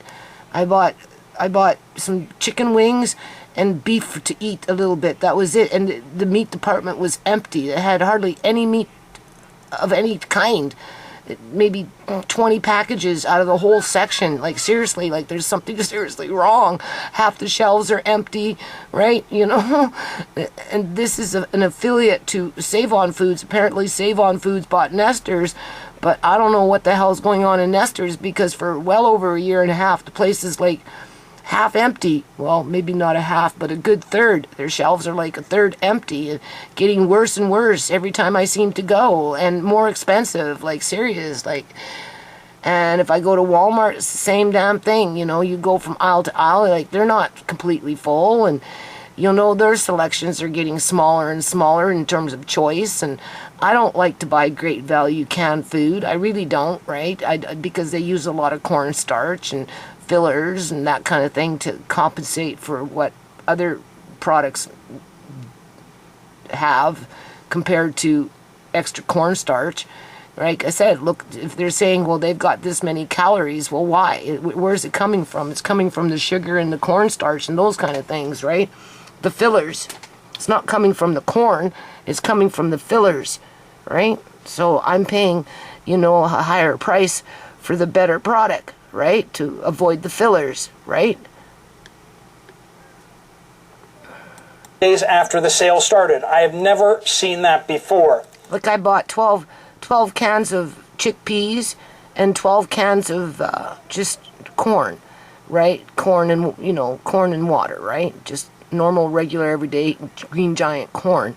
And that was like 24 cans, right? And then I bought a box of crackers, you know, a big box of soup, so 2 boxes of Mr. Noodle.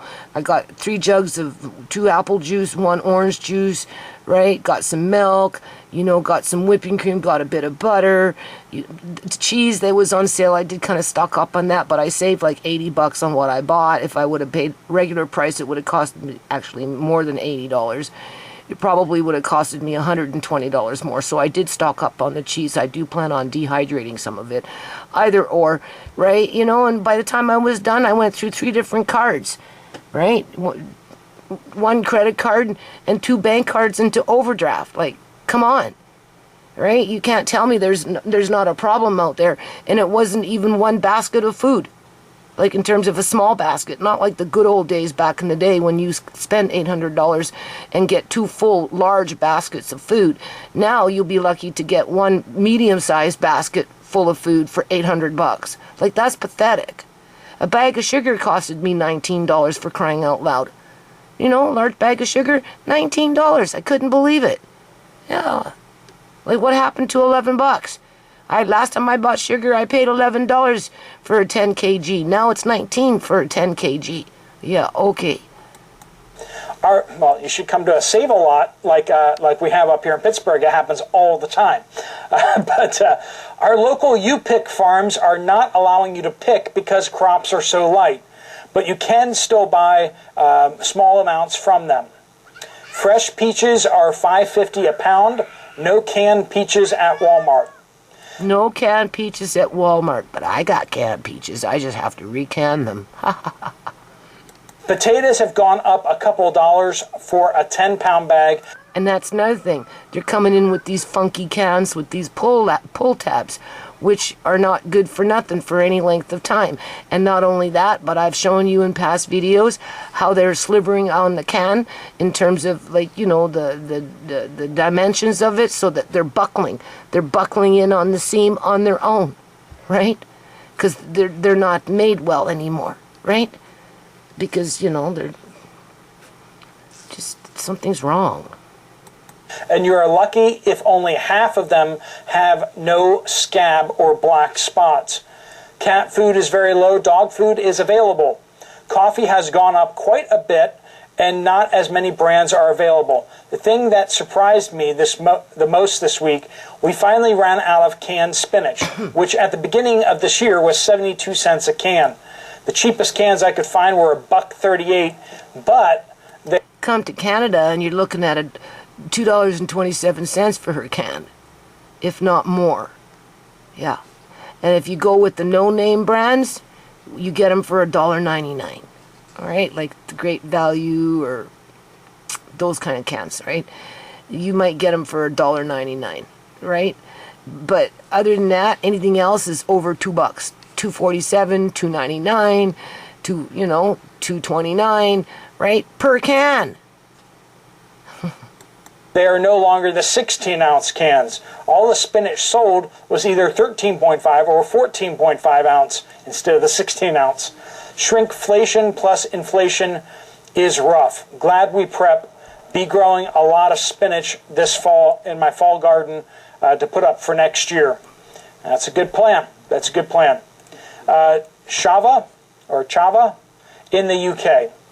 I used to shop regularly in the company store that sells surplus and factory seconds from factories and food chains.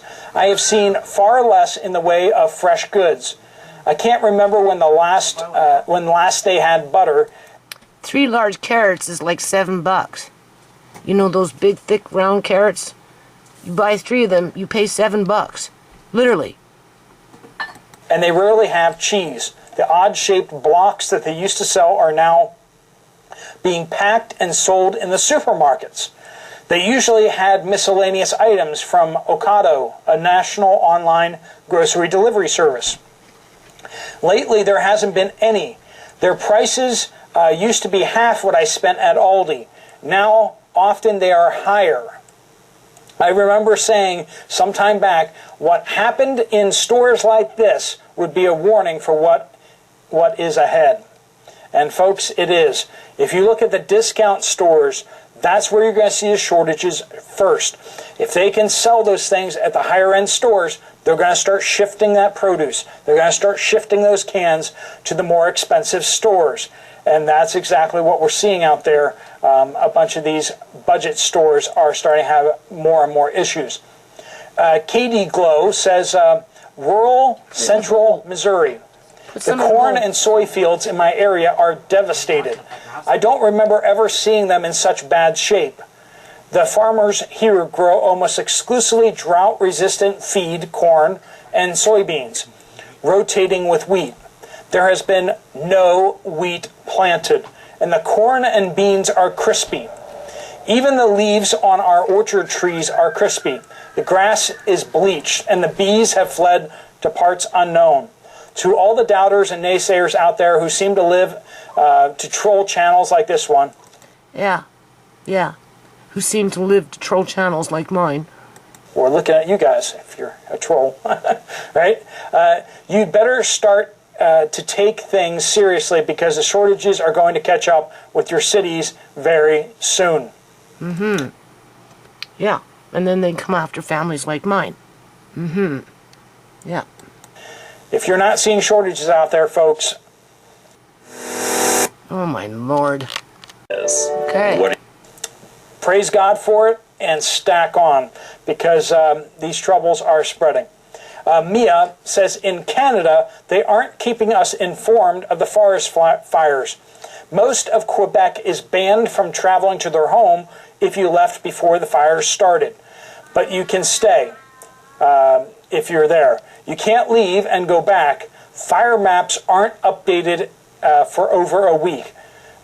Also, when it gets smoky from the fires, the smoke never appears orange like how it did in New York. As for the food, the prices have more than doubled. Hard to find different selections of products. Yeah. So if they're evacuating from their area for fear of the fire, they're not being allowed back in, and the stores in their areas are not having good produce, and they're not getting restocked appropriately. The produce out here in British Columbia, Canada, in the city, so far seems to be mainly okay, but it's extremely, extremely, extremely expensive. Oh yeah, for sure. Well, can items are limited in terms of there isn't an abundance, although I suppose if I cruise store from store to store with different stores, you know, my selection would be wider, right? Just saying. This is from a person called County Calling. Central Ohio. What little fresh corn there is available is underdeveloped and extremely buggy. Yeah, I just bought fresh corn when I did my shop there with Andre, and they're small, very small, premature corn. I have noticed Walmart online has less canned vegetables available, no longer offering several vegetables in case lots. Yeah, yep. And you have to watch those cans because they're buckling some of them. And try and stay away from the pull tabs. I've noticed that as well. That is true. You can't get the cases of green beans anymore sometimes, and just you used to get the cases of canned corn, green beans, and you used to get some other ones too. But now you're lucky if you get corn or green beans in a case lot of like 12. I just buy 12 or 24 at one time. I don't wait for the case. I make my case. Observationalist Dan in Eastern Maryland says this. Went to Lowe's. And then if I have it on the floor, because I haven't had a chance to put it away yet, it becomes a problem. Something for people to use against me. Yeah, I'm just saying. To buy metal garden T-posts. Just a 5-foot metal post that you can hang fencing or cattle if I do canning, home canning in a jar, same problem. panels on. These used to be about I bought some jars to can applesauce and all that stuff soon. It's on my floor. Oh my Lord, you don't even know. You gotta have that heart of steel, people. $3.99. I was shocked to see that they were almost $9 each. I needed 12, but only bought 5. Going to scrounge some or barter for the others. I'm probably gonna go off and buy some blueberries in bulk from the farms in the next week or so. And those jars that are sitting on my floor right now, brand new, unopened, will be used to can blueberries, right? For either pancakes and waffles, or maybe for amari, who knows? And then as well as maybe combined a blueberry and blackberry combined as a sauce. Oh my God, that is so good. So yeah, but I'm panicking. I'm having panic attacks because I've got those jars on my fucking floor. Yeah, okay. I'm not paying over $100 for metal posts. That is what we're seeing out there. Metal prices are not up like 3 or 4 times what they used to be, and yet we're seeing T-posts and other stamped metal pieces going up dramatically.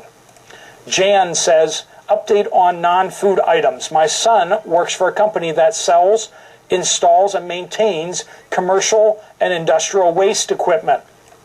They have plenty of orders for new equipment but are unable to deliver because of shortages in electrical equipment, circuit breakers, transformers, etc. It's been going on for months and they see no change in the future. Hearing that the same things from home local builders. So if something breaks, it can be months before that store, warehouse, etc.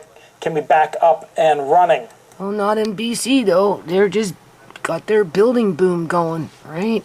All the materials are being shipped to British Columbia, Canada, and put on hold for all these wonderful property developers that like to evict house after house after house after house. Yeah, so they can get fucking rich. Yeah, that's basically what happens around here. And this is from Dee's, responding actually to that comment. We are a small company that does electrical and HVAC. We have had much trouble getting things for jobs for about 2 years. One example, trailers and mobile homes here require a 6 by 6 by 20 foot treated post pole to put the electrical entrance service on. For one job installing one of these trailer poles, we had to travel 1.5 hours away to get the needed service feeder wire, had to go 1 hour in the other direction to get the pole. Breakers are getting scarce, and we have to go to multiple stores and supply houses to get the needed materials just to do one job. Takes more time to get supplies than it does to actually do the job. The whole thing is just stupid crazy. So yes, shortages. You can still get the things you need, but you have to travel more. And if they have to travel more, that means they can install less. But yet, the supply issue there for the electrical components and such is there. JP in southwest Montana says, our ranch supply store stores large bags of whole feed corn, and they have gone up by 50%. Amy in Northern California, the Mexican restaurant in walking distance of us is out of sour cream, which has never happened before in the 9+ years that I've gotten food there. So that's something new there too. If you guys have reports, please do send them in. Use the word update and give us some sort of geographical location. Just put that in a comment on any one of the videos on this channel, and we will pick it up. Thanks so much for watching. If you want to check out Genesis Gold Group, you can go to the website right here. Or if you want to check out another video from this channel, there's one right up here on the screen. Thanks so much for watching. Steve Poplar of The Poplar Report, out.